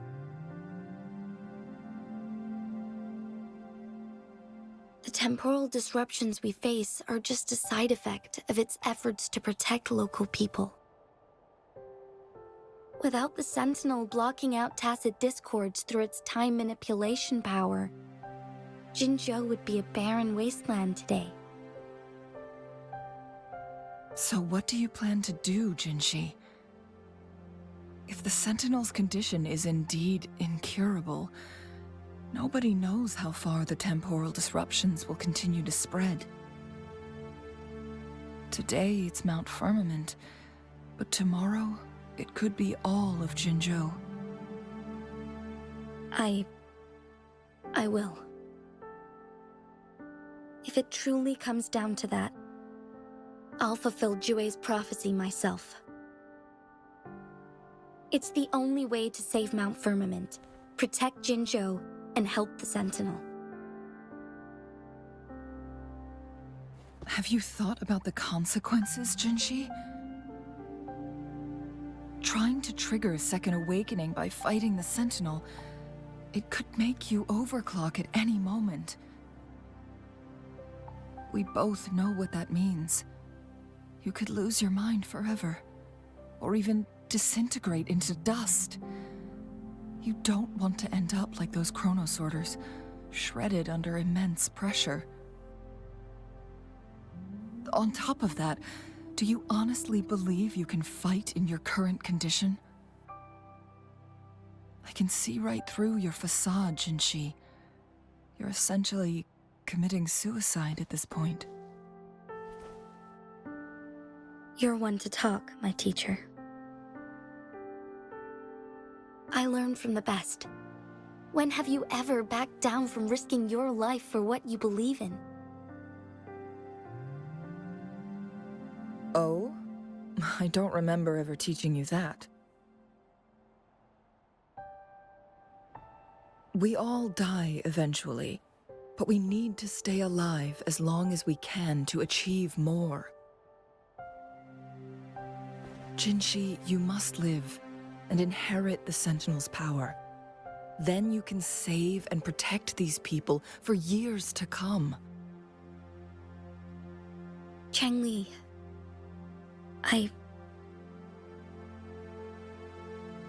Jinshi, I don't intend to stop you. I know you've made up your mind. That's why I brought Rover here. You may have already guessed it.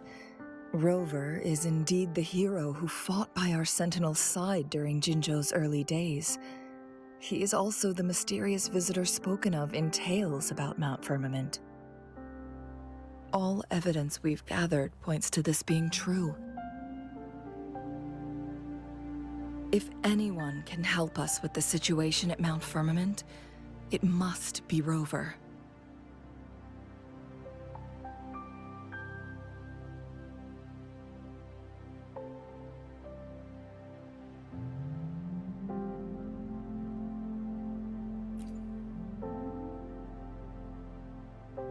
Thank you, my teacher.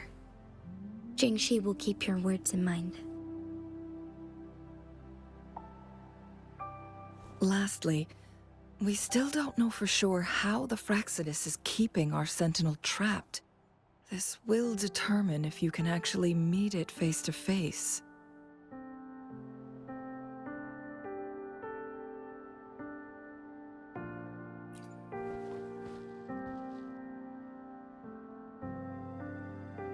Yes, it could be any of these scenarios. Lady Xingyi is already on the case. We should get an answer soon. The cipher key should be inside the stone chamber, behind its entrance gate. There is one more flare stone to work out. Let's get moving.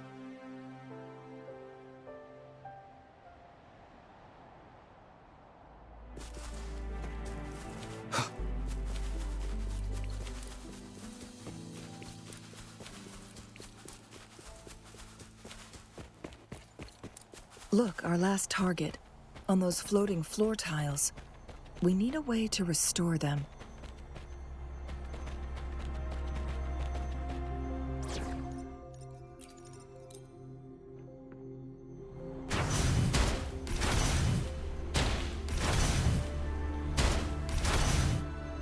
It's not working. We may need to follow a specific order.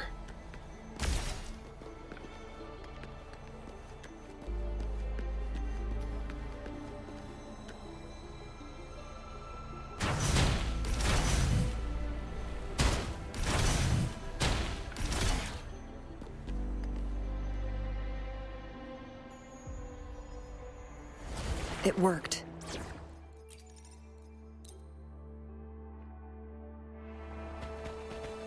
The court of Cervantes set many traps here. They must have worked hard to protect Mianlong Chamber.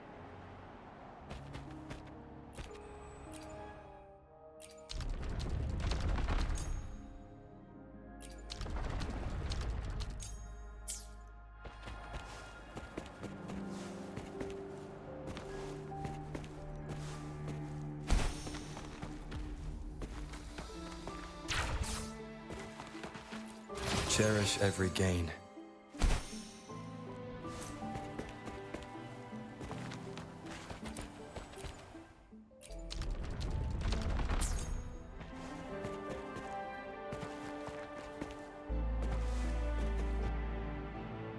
It's a trap!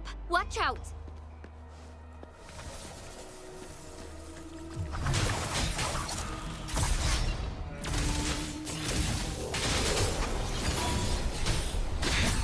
Negligence on my part.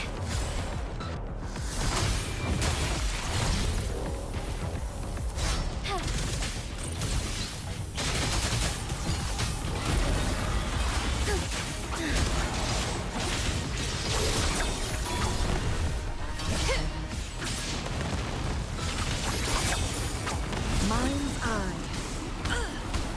Now that's a hassle.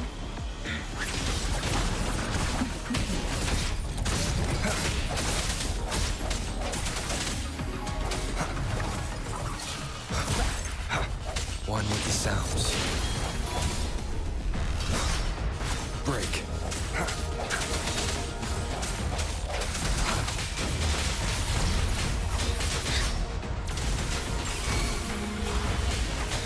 Together we vanish. My blade rends. Swift and resolute. One with the sounds. Moment of resonance. Together we fight!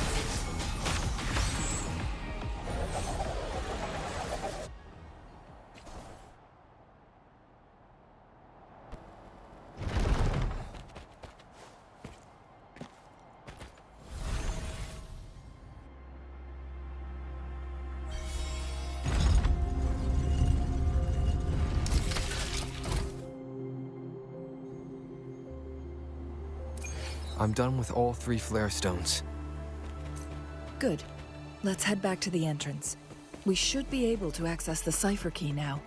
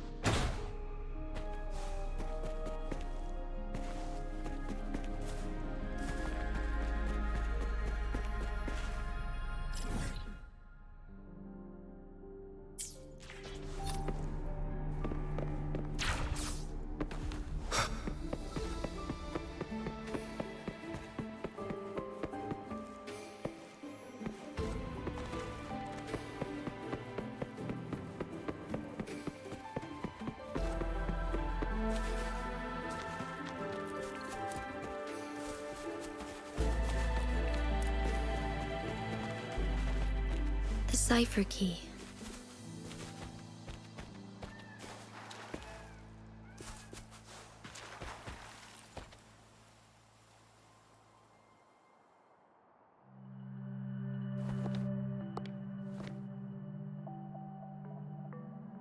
Rover, take good care of the cipher key. I'm leaving the rest to you and Jinji.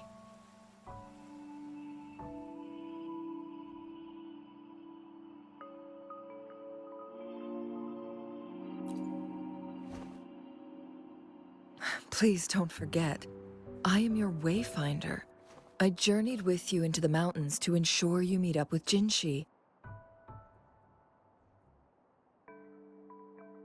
From this point onward, I will be counting on you both to go and confront the Sentinel.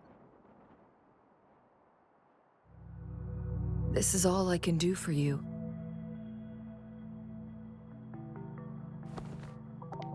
I'm here to guide, not intervene. The path is yours to choose. Not to mention, the Fraxidus has been pestering us non-stop. You'll need someone to keep them at bay.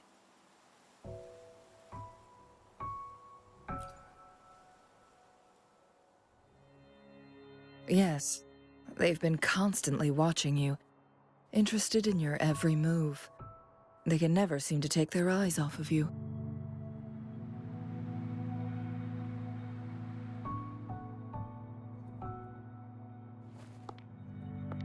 By all means, please carry on without me.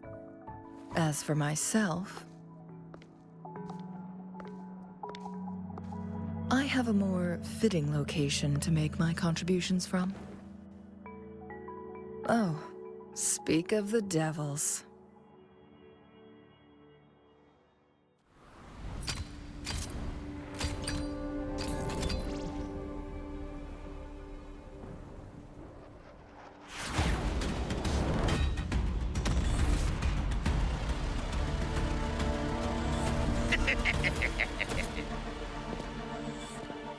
How rude. This is not how we greet people here. Allow me to demonstrate the proper etiquette.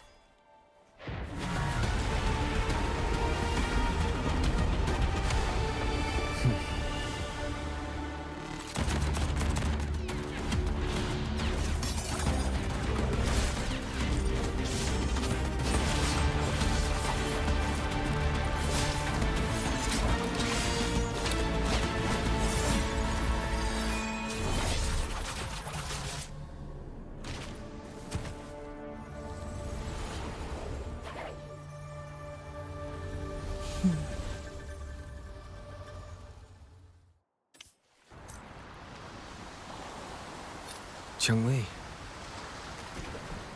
Those artificers are nothing to worry about. Don't worry. Cheng-Li has her plans. I don't believe we will run into more ambushes on the way.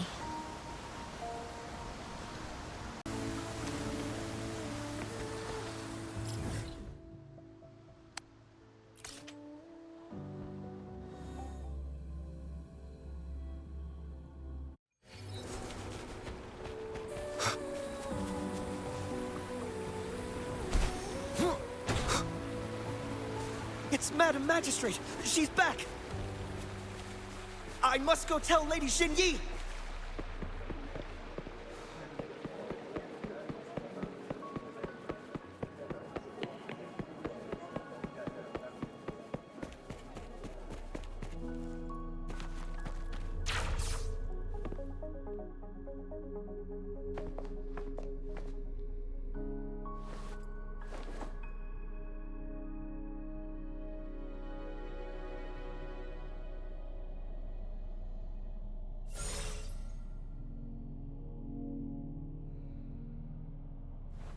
The Mianlung chamber is open now.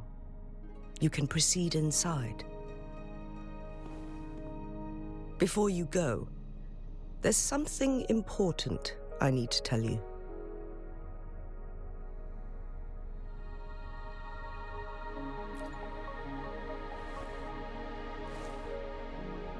Changli was right. They used the Court of Cervantes' research to trap our sentinel in its resting chamber.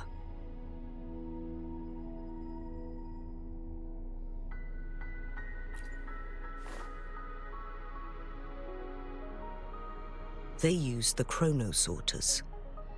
Our captured artificer revealed that the Fraxidus sent a death squad to invade Mount Firmament. They had a twofold plan. First, to place the chronosorter in the Mianlung chamber while it was still operational. And second, to lure the Sentinel back to Mount Firmament. Although their death squad was no match for the Sentinel, by forcing its hand, the powerful resonance ability of the Sentinel would clash with the energy of the chronosorter. This would ultimately cause harm to itself.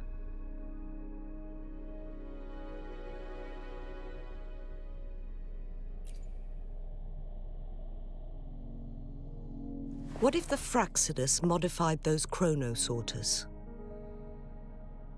A whole bunch of them, pushed to their limits, all working together to deliver one massive blow. But not even that was enough to take down the Sentinel. After the first hit, they set up modified flare crests in the Mianlung chamber to form a special force field along with those chronosorters. It prevented the Sentinel from replenishing energy, and eventually restricted its movement and perception. So, we must free the Sentinel from that force field first. It would be a task more complicated than it sounds. The people of Hongzhen have lived with the Sentinel for generations. We can usually tell if it's in good shape or not.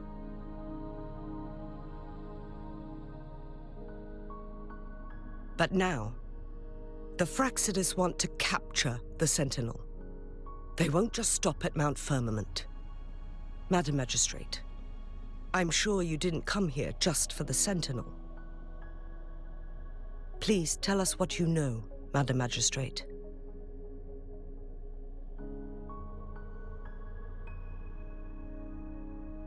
Yes. I will tell you everything.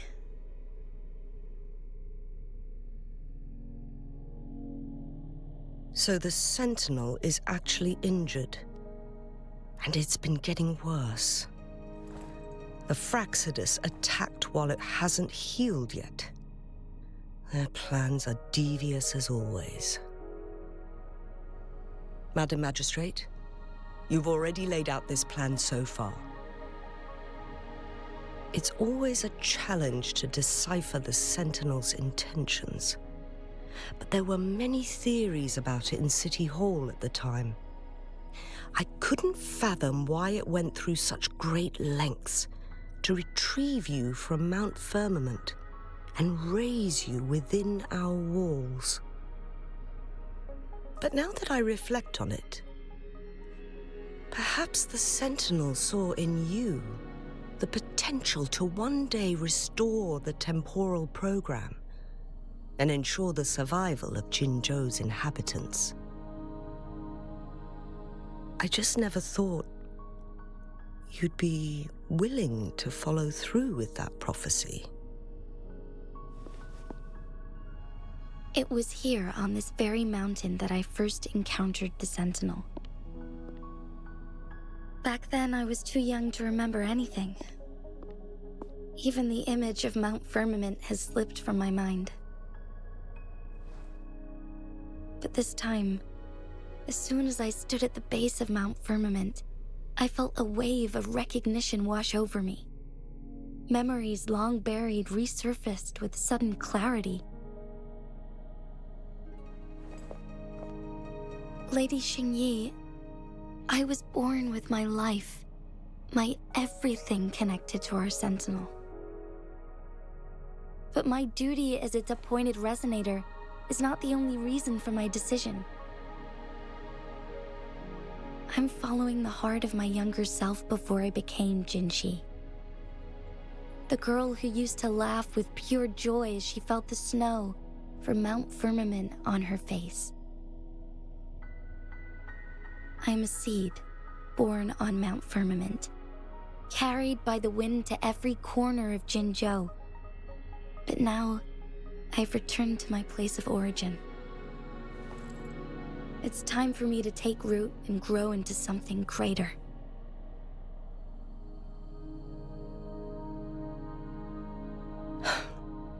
No matter what happens or what choices you make, please remember, the people of Hongzhen will always have your back.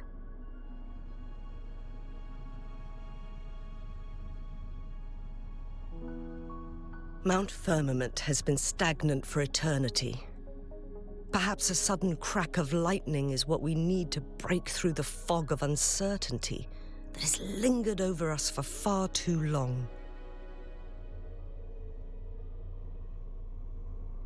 Once you pass through Hongzhen, keep your eyes open for a cave on the northern cliff. That will lead you to a shortcut towards Mianlun Chamber. The place is directly under Mount Firmament's iconic loon-shaped cliff. I wish you two the best of luck.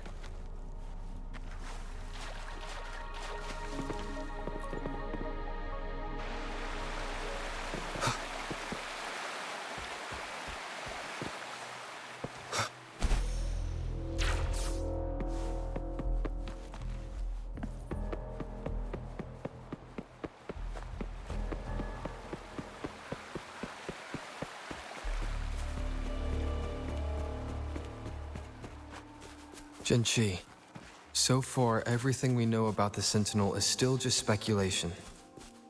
You were right.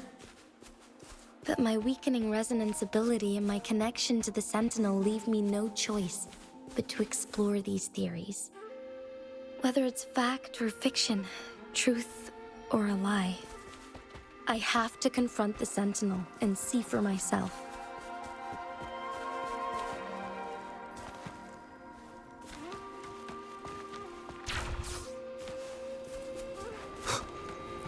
Remnants of the past.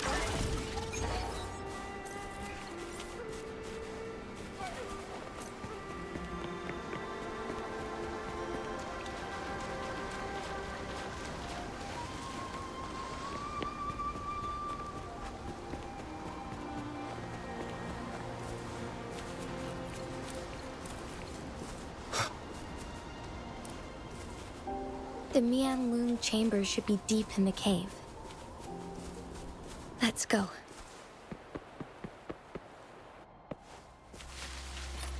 An unexpected discovery.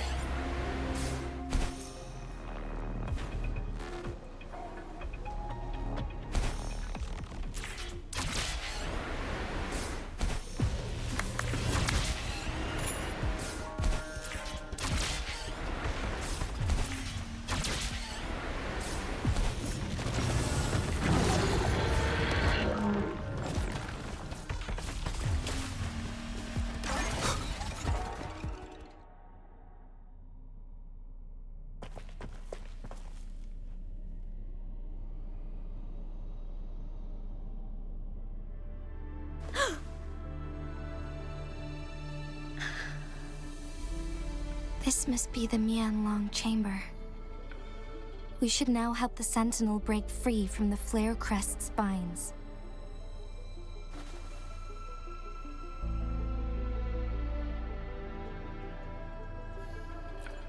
Chrono sorters nearby may have frozen this body of water in time. Or it could have been caused by the temporal disruptions here. Either way, we can use it to our advantage. We can walk over the water now. We are too far away to see what's going on inside. Let's go. I still need more information to determine what we should do next.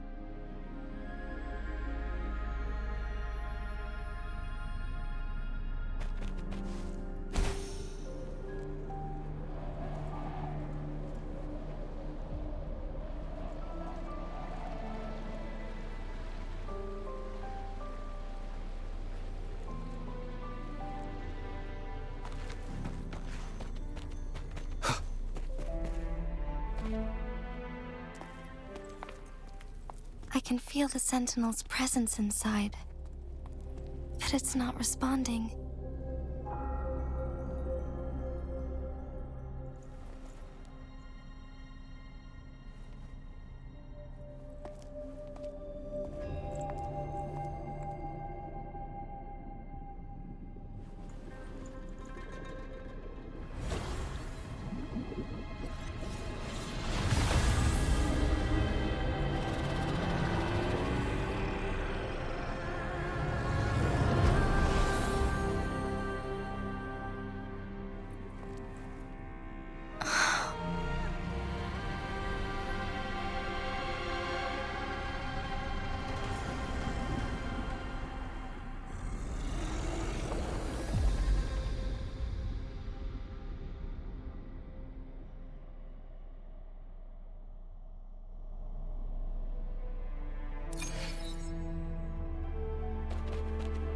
The Flare Crest.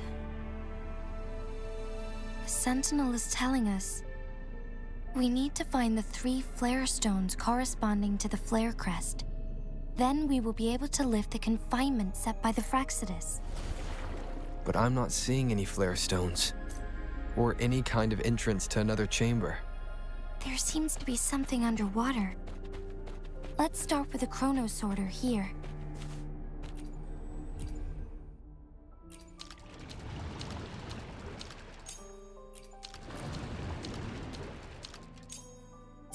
The water level has dropped. It's the flare stone, on that rock. Let's go retrieve it.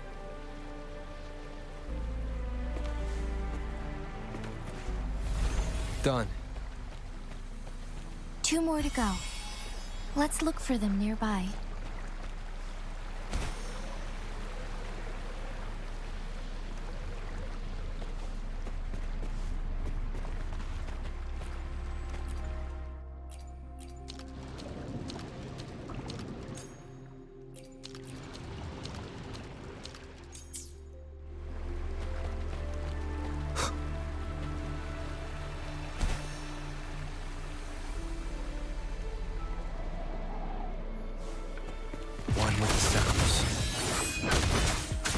None shall We need to find a way to destroy the spikes with the corroder's help. Same as last time. Let's locate the photon vault first.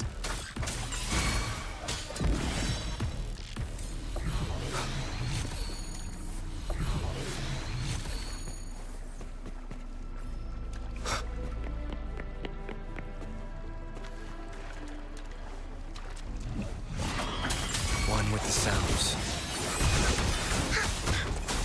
Here comes Encore! This is so much fun! Commence healing. Shadow descends.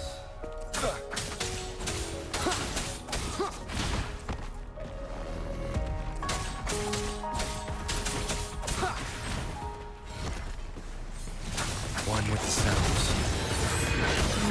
Endure and defy.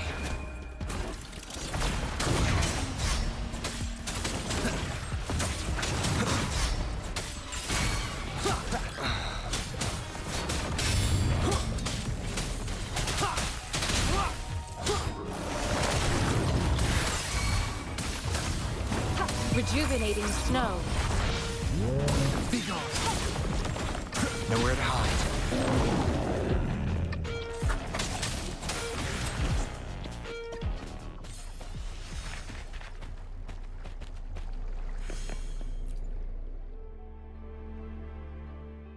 Once, tacit discords terrorized the land. The region of Jinzhou was under siege. A mother and her newborn child were hiding in ruins, trying to avoid the deadly creatures. They weren't safe for long, as the tacit discord found them. The mother sacrificed herself to protect her child. But with her gone, it was difficult for the newborn to survive. In a couple of minutes, its loud cries gradually died out. Fortunately, the newborn's cries echoed through the forest with a unique resonance that reached the ears of the mighty Sentinel. With a burst of energy, our Sentinel dispelled the surrounding evils.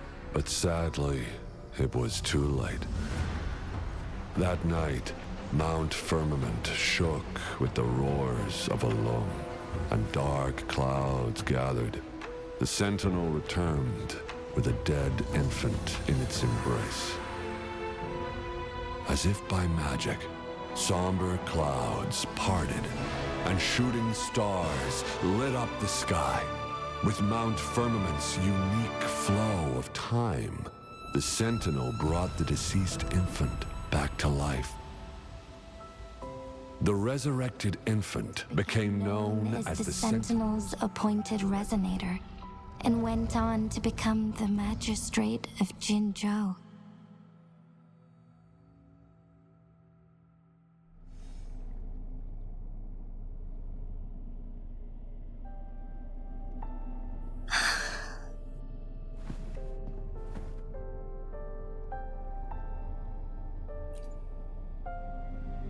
Yes, it's me.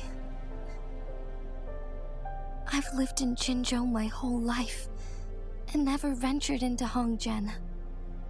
Yet even I know of the legend. To me, Jue is more than just our sentinel, or a revered divine being. It raised me and saved me from certain death. I've been thinking about it on our way here. If the Sentinel predicted our fight, why would it even bother saving me in the first place? Now I understand why. Because I am the Sentinel's resonator. I may not have any extraordinary abilities, but I do possess the temporal program that it accidentally lost. If Jinzhou ever faces a similar time crisis, I might be the only one who can set things right.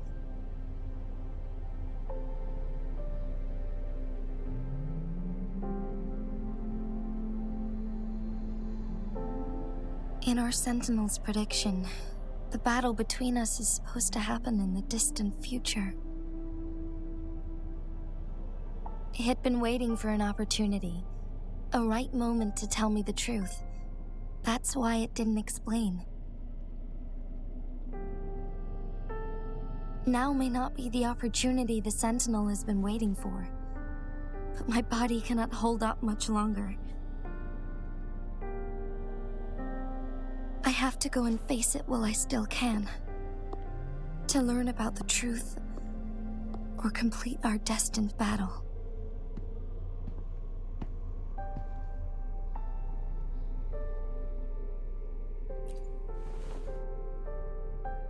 Give up my duty? I never thought about it.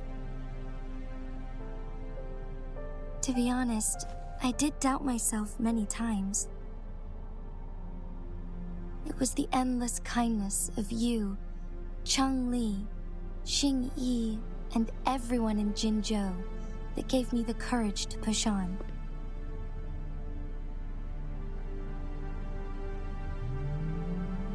Even Jue's decision to bring me back to life, whether out of pity or not, I am truly grateful. The thought of it warms my heart every time. Jinzhou holds everything that's dear to me. Even without the title of magistrate, I could never leave Jinzhou behind.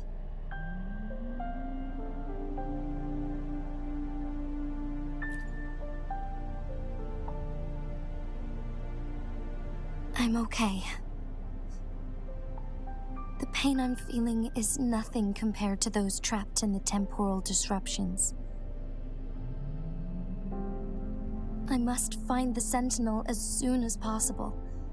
We draw from the same source of power. Saving it means saving myself.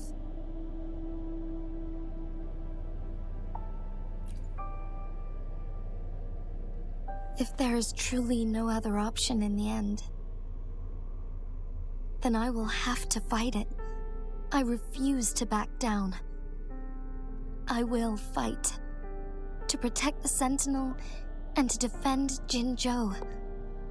One life may be lost, but many will be saved. If it means keeping everyone safe, then I have no regrets giving my own life. But let me make one thing clear. I am not planning on dying yet. I am here to fight for a chance at survival, no matter how slim that chance may be. We're not in a situation where death is our only option, are we?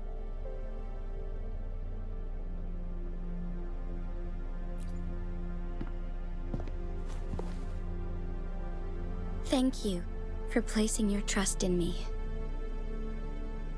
Come to think of it, many good things have happened to me since you arrived in Jinzhou.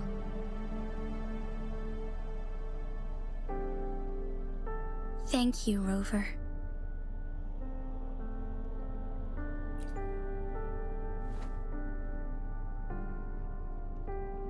My teacher Cheng-Li told me it's up to both of us to solve the crisis at Mount Firmament. As I know you have a special connection with our Sentinel, I need your support in this decision.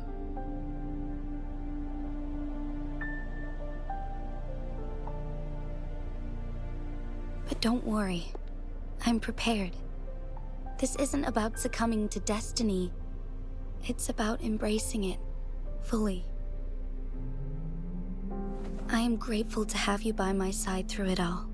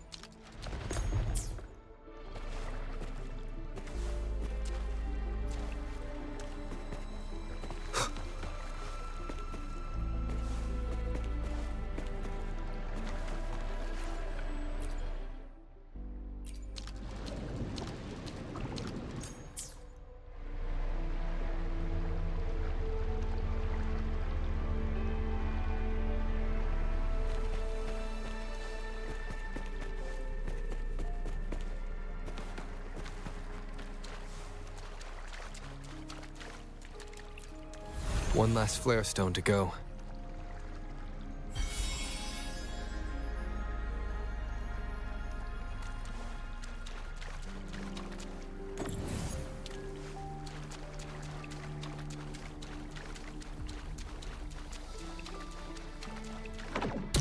The remaining photon vault is hidden behind the fissured ledge.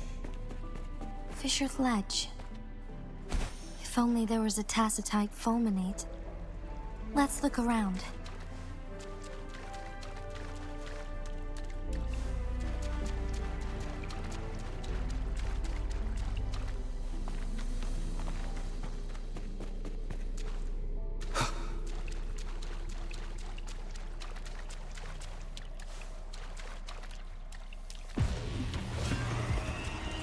Shadow descent. One with the sounds.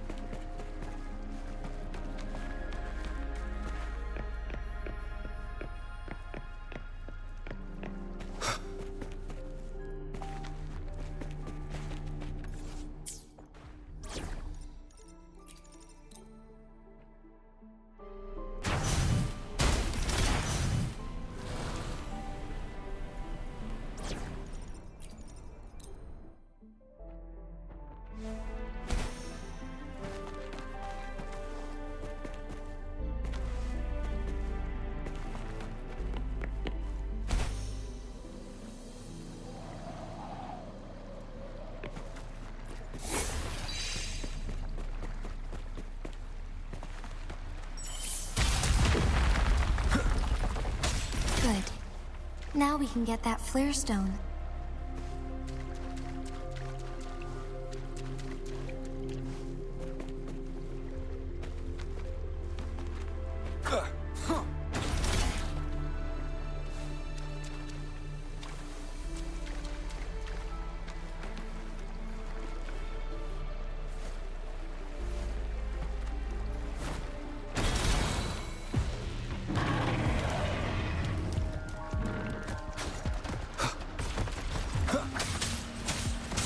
One with the sounds.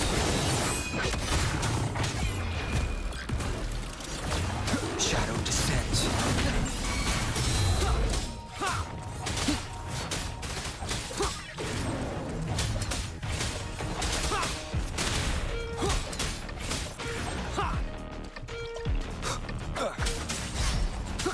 Endure and defy.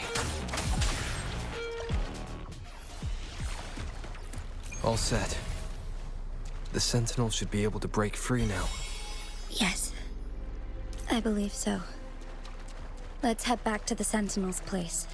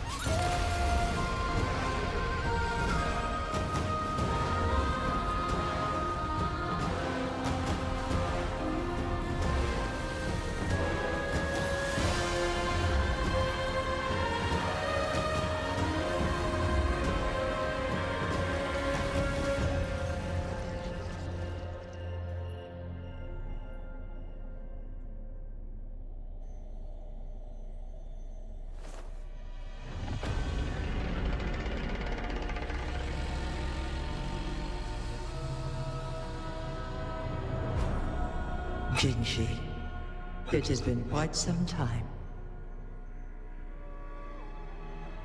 And greetings, Lord Arbiter. Or should one address you as Rover now?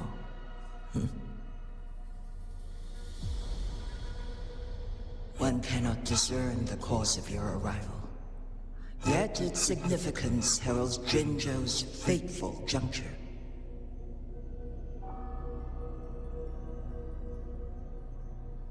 Shall a child who has lost their memories take up arms and fight for their fate? Or shall they retreat to their cradle and slumber? The seed of the future shall be sown in this very moment.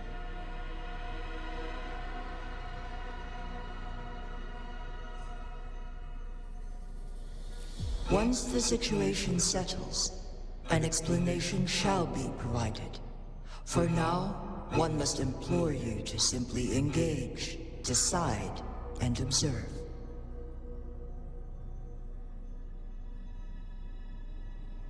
Jinji, your journey has been an arduous one. Aside from aiding one in this predicament, surely there are other inquiries you wish to make. I cannot bring myself to ask for more. All I seek is the truth. Mount Firmament is in grave danger. Regarding the temporal mandate and your injuries, please do not keep the truth from me any longer.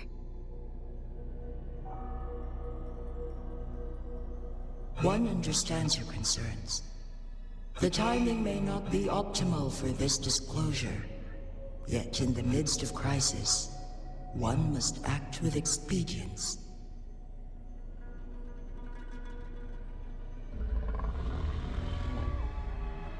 For one will soon perish.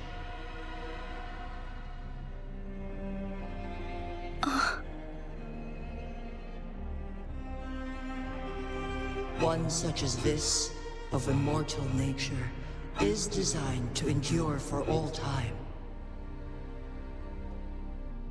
Yet one suffered severe harm in ancient times, and now relies on the Myanlong Chamber for survival. This is not the optimal solution. For a long time, one has had to use this chamber to replenish energy, hoping to delay the inevitable doom. Yet fate cannot be defied. The Fraxidas have conspired against this one. Now, the injury only worsens. The Myanlong Chamber can no longer prolong one's life.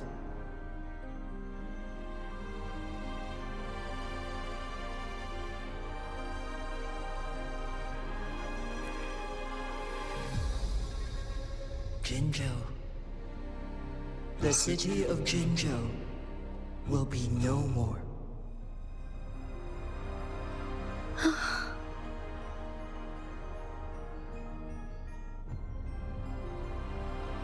Ever since one descended upon Mount Firmament, using the power of temporal mandate to repel tacit discords, time has been in disarray within this location. The fate of Jinzhou was sealed from that moment on.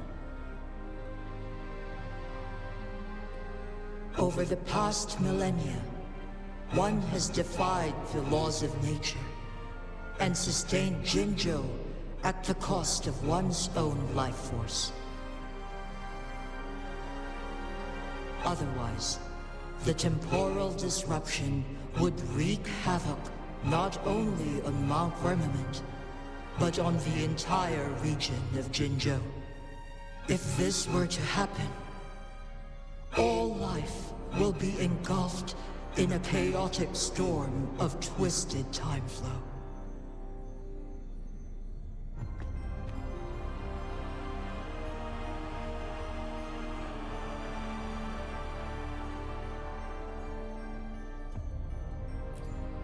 Jinzhou shall forever remain frozen in time. The past and the future melt into one, rendering life indistinguishable from death. The ceremonial rituals and endless battles persist, intertwining joy and sorrow into an eternal blur. All inhabitants of Jinzhou shall endure this perpetual fate until time itself ceases to exist. It is this one's own doing, and one must put an end to it. In the coming days, one will exert every ounce of strength to freeze the time in Jinzhou at the cost of one's remaining life. In that moment, Jinzhou will fall into stillness, but not perish. In the distant future, the people of Wanlong may discover a method to rescue Jinzhou. Is there truly nothing else we can do? This is not the optimal solution, but it suffices as an option. Please, forgive me, but I cannot do as you say. A decade, a century. What if nobody comes up with a solution? By that time, the world will have turned its back on this forgotten city. And who would be willing to spend precious resources rescuing a small city in a far-off corner of the world? Jinzhou's fate deserves better than an uncertain future. Whilst one may not live to witness the future, one can still envision endless possibilities yet to come.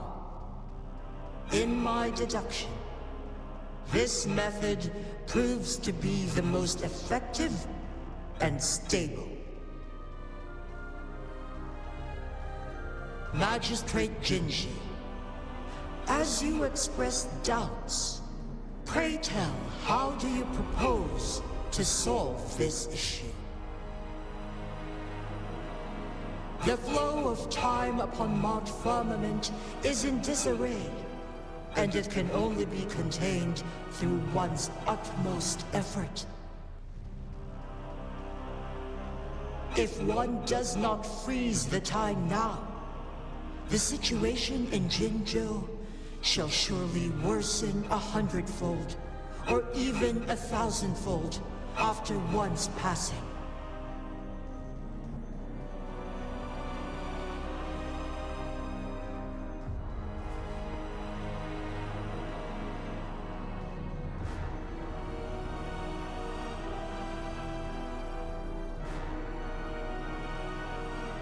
You once predicted a destined battle between us.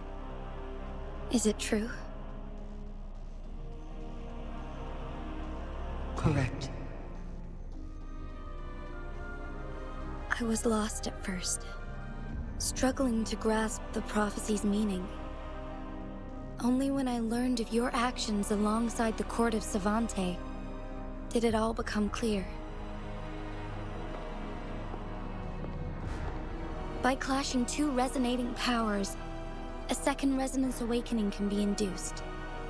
Through this, I am able to push my resonance ability beyond its limits and invoke the temporal mandate to restore the flow of time. Though I will be forced to raise my blade against you. Ridiculous! If you clash with my resonance power, even the smallest mistake will result in overclocking and leave you nothing but an empty husk. You are well aware of its excruciating effects. The pain you feel now is but a faint scratch in comparison to its true torment. Moreover, you will be trapped within the fissures of time itself. Your being will be relentlessly shredded and mended day after day, denied any respite for eternity.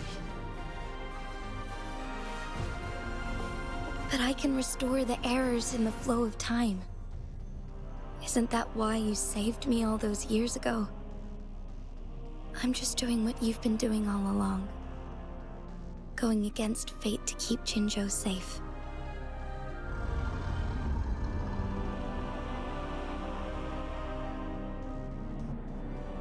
Jinshi, you are given one last opportunity. Let me freeze the time, and I can ensure your safety.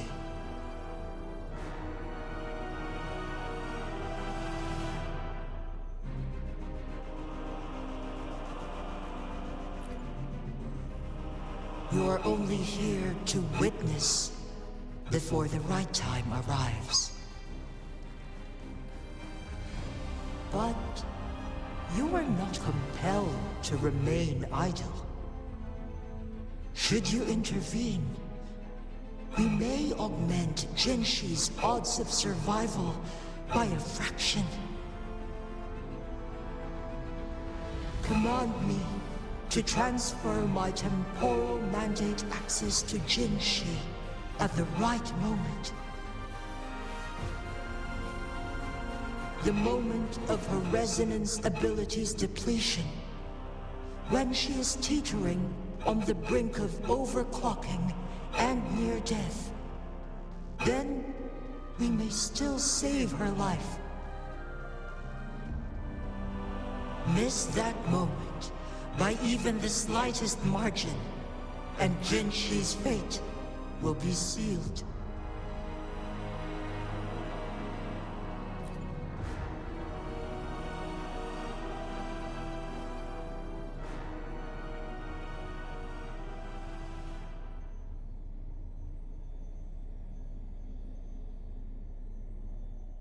I should have died a long time ago.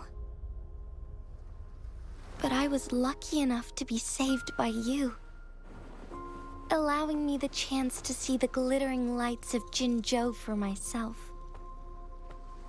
You rewinded time to save me. I am responsible. Jinzhou is my home. If it's ever in danger, I will do everything in my power to protect what I hold dear, even at the cost of my own life. Such a valiant speech. Do you know the weight of this decision? I understand your concerns. I will reach my second awakening with our destined confrontation and restore the time flow. Are you willing to bet on me? Restore the time flow. Pray, from where does this confidence arise? You are my resonator, but your strength is only a fraction of mine. There is little chance for you to retreat unscathed. But I can at least win some hope for our people. Even if it costs me my soul, my everything. I cannot die without trying. I may only bear your power for a fleeting moment. It's all I need to secure a better future for Jinzhou, defying all of your predictions, and I can keep you safe. If there is anyone who can face you in a fight, that person has to be your resonator.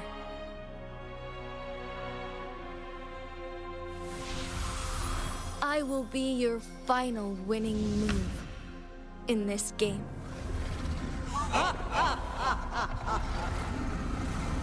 Are you truly ready to challenge a being worshipped by your kind?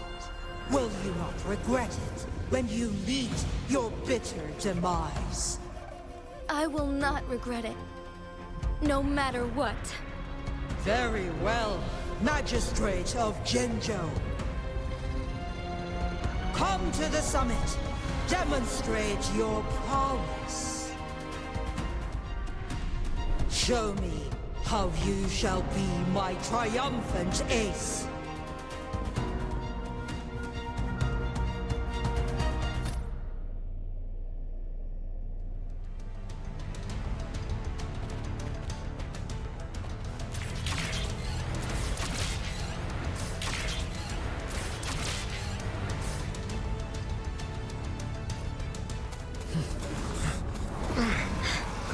Lord Arbiter, one is curious about your choice this time.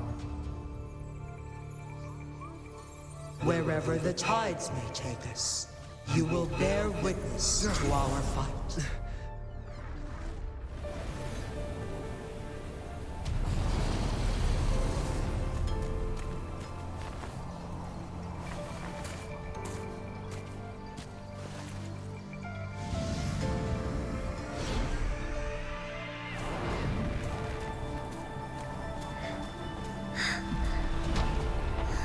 Government must be guided by virtue. Chi, do you keep this in mind? Yes, virtue must come first. Politics, commerce, it all must serve the people. From now on, you shall be known as Jinshi, bearing Jinzhou's name as your own. What do you think of this world? Like here. Darkness clings, but lights flicker in the gloom. A guiding light is not easily lit.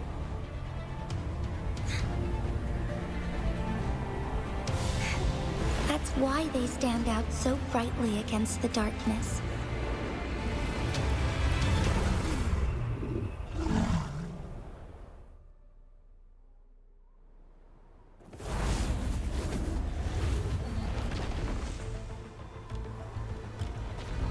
This entrance leads to one's Sonoro sphere. Magistrate Jinshi, one shall await you there. Rover, this battle is related to the fate of Jinzhou, and only you can open this Sonoro sphere. The key to Jinzhou's future lies in your hands.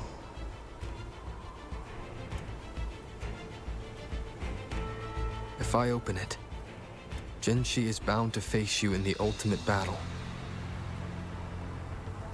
The ideal outcome would be for her to absorb your power at the critical moment and restore the time flow without any loss of life. But there's a chance that she could push herself too far and end up dying from overclocking. Though, if I do nothing, you'll use your remaining power to freeze all of Jinzhou in time. Correct.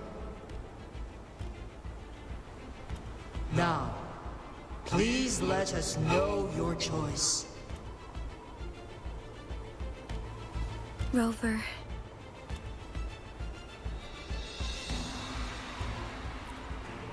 I have been preparing for this moment.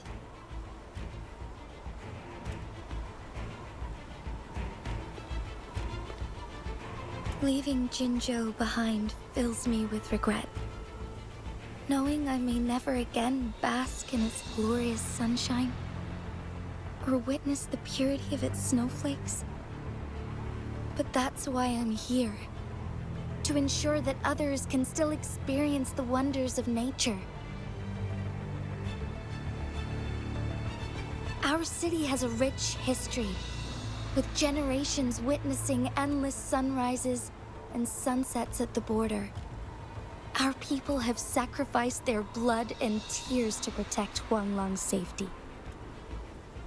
They deserve a bright future. I want to protect Jinzhou in my own way. As Jinshi, as a citizen of Jinzhou, and as Jinzhou's magistrate. Let's begin.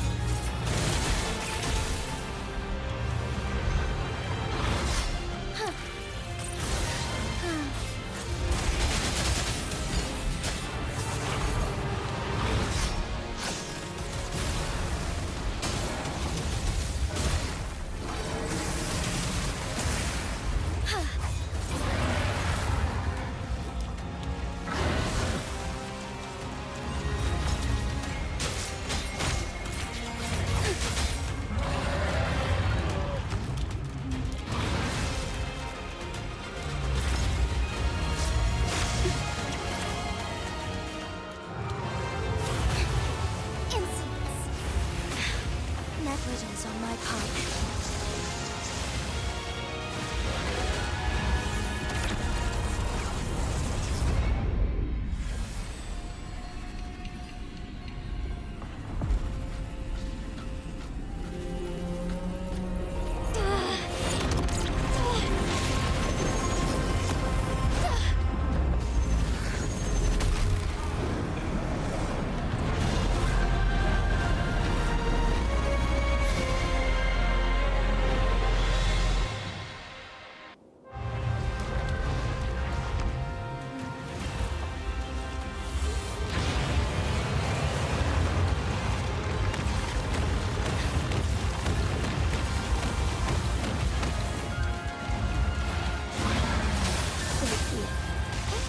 Onwards.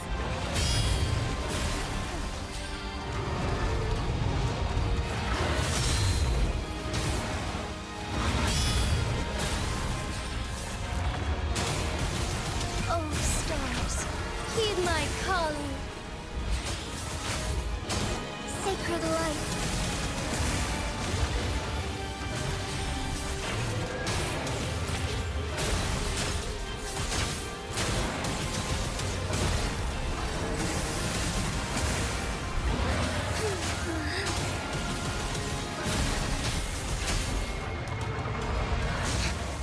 Incense, take flight.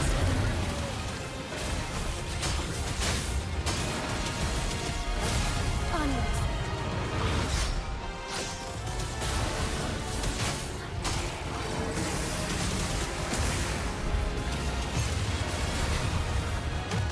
Onwards.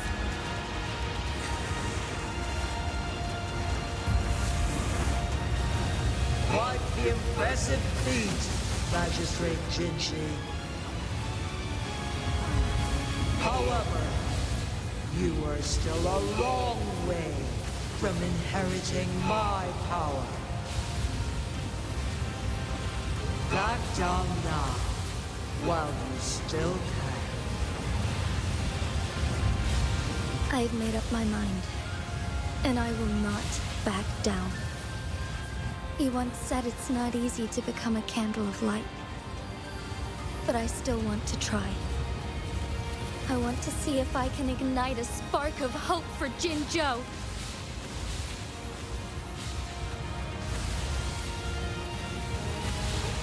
Onwards.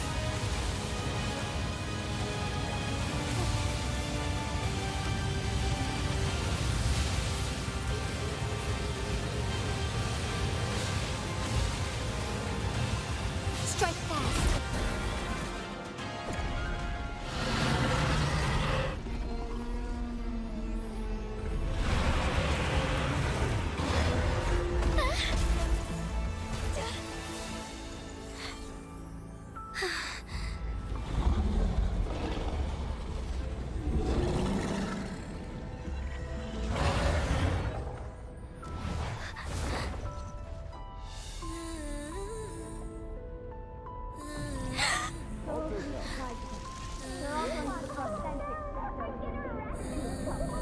What do you say, you idiot? Lord Arbiter. May this one transfer the temporal mandate to Jinshi.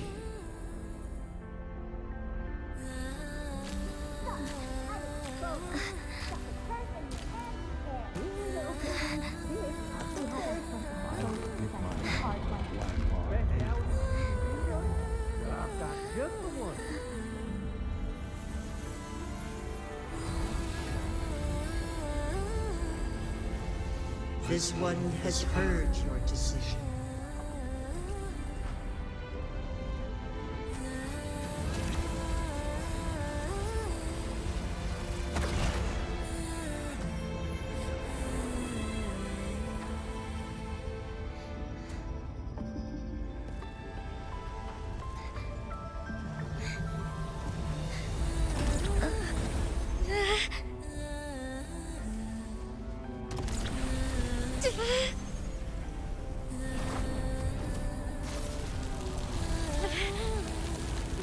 What do you think of this? They You deserve a brighter future.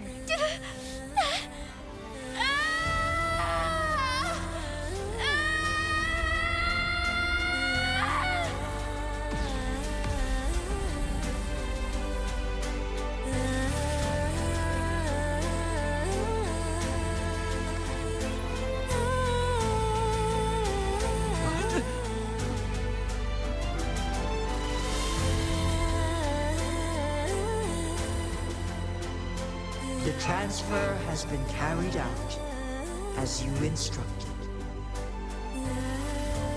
Jinshi, one shall honor one's promise and restore Jinzhou's future to you and its people.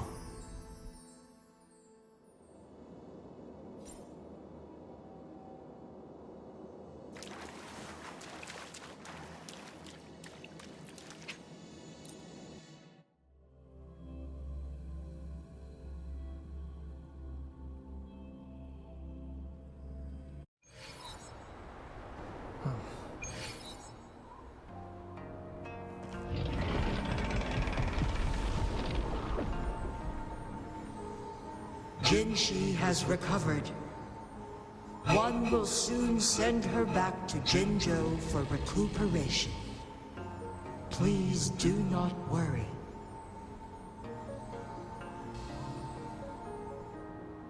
With all matters resolved, as per the agreement, it is time for one to address you. One is prepared to answer any inquiries you may have.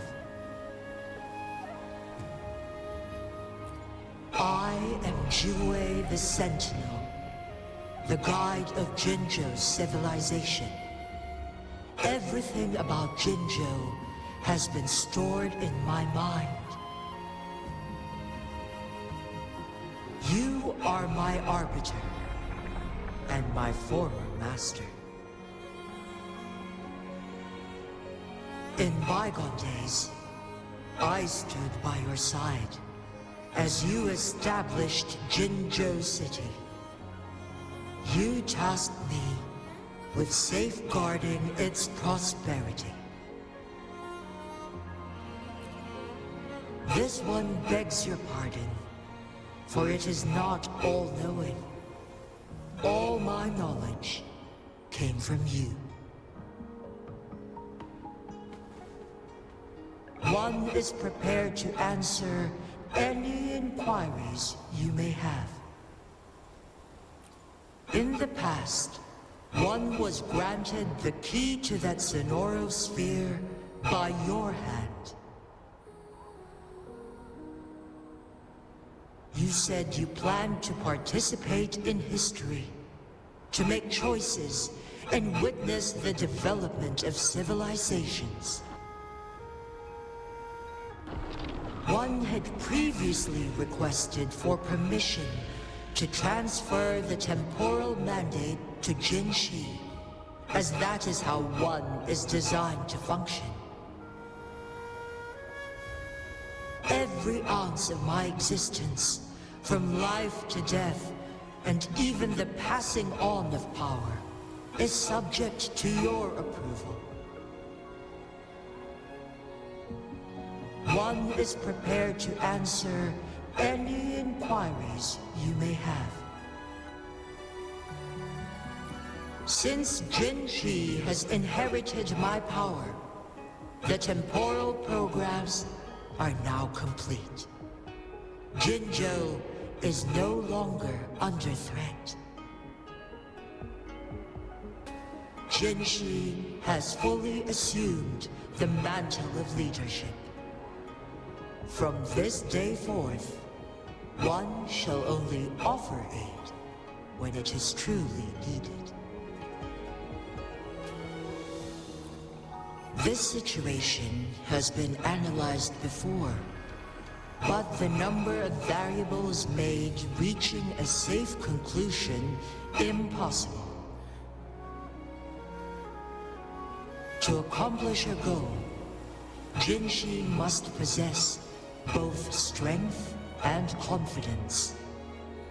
Revealing the truth to her earlier would only add to her troubles and not aid in improving her abilities. Today was not the ideal moment for our destined battle to unfold, but the Fraxidus has remarkably escalated its arrival. One is prepared to answer any inquiries you may have. The flow of time on Mount Firmament has been restored to its natural pace. But the citizens of Hongzhen must still contend with shortened lifespans should they attempt to depart. Fortunately, with Jinshi's resonance ability, they can stay safe as long as they remain on the mountain. For lack of a better solution, this is the best we can do. Through countless ages, the imposing Mount Firmament stood firm against the storms. But as spring brings thunder and change, one feels a spark of transformation in the air. The people of Hongzhen have a bright future ahead. One that can be steered in the right direction within mere days with proper leadership. One is prepared to answer any inquiries you may have.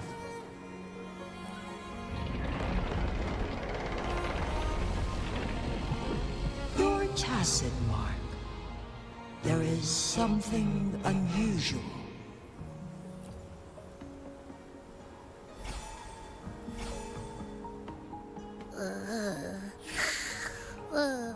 What? What's wrong? Rover, who's bullying you? Huh?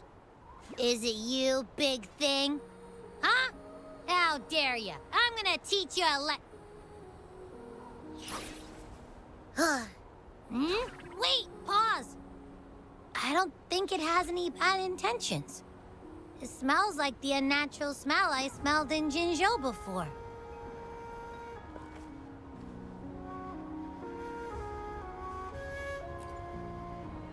Oh, so you must be that sentinel. Hello there, big one. Rover, why didn't you wake me up earlier? I got a feeling I missed out on a lot of fun.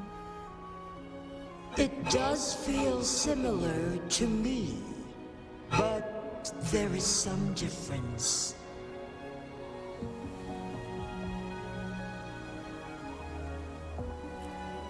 This entity is unfamiliar to me. As it resides within your tacit mark, one can only assume you granted it access intentionally.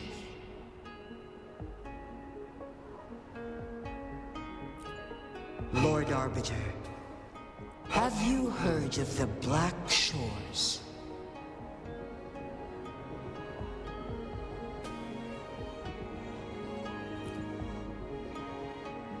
The Black Shores is the starting point of your journey in this world.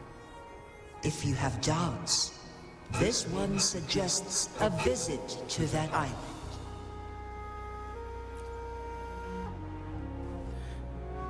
Worry not. The Wuthering waves ebb and flow. They shall send you back to where you belong.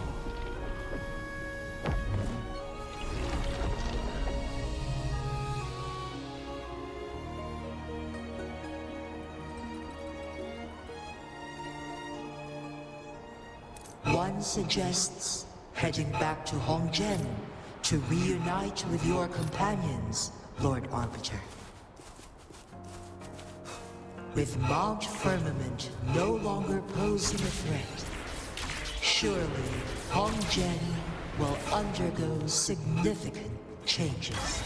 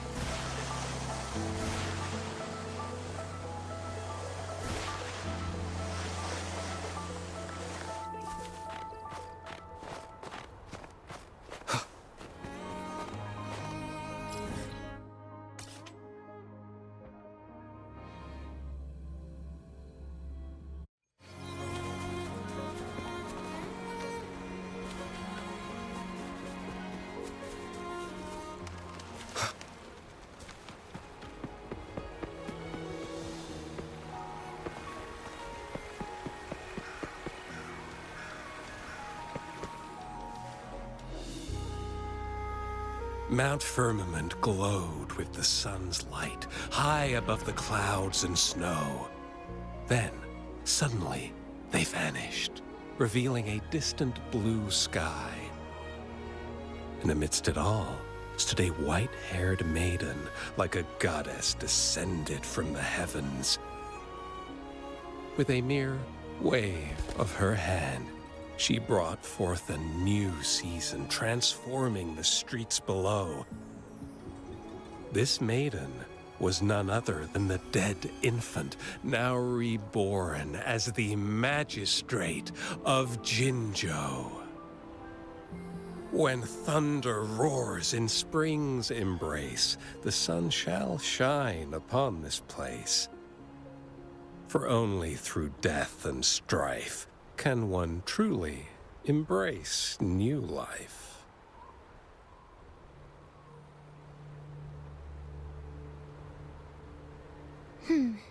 I see.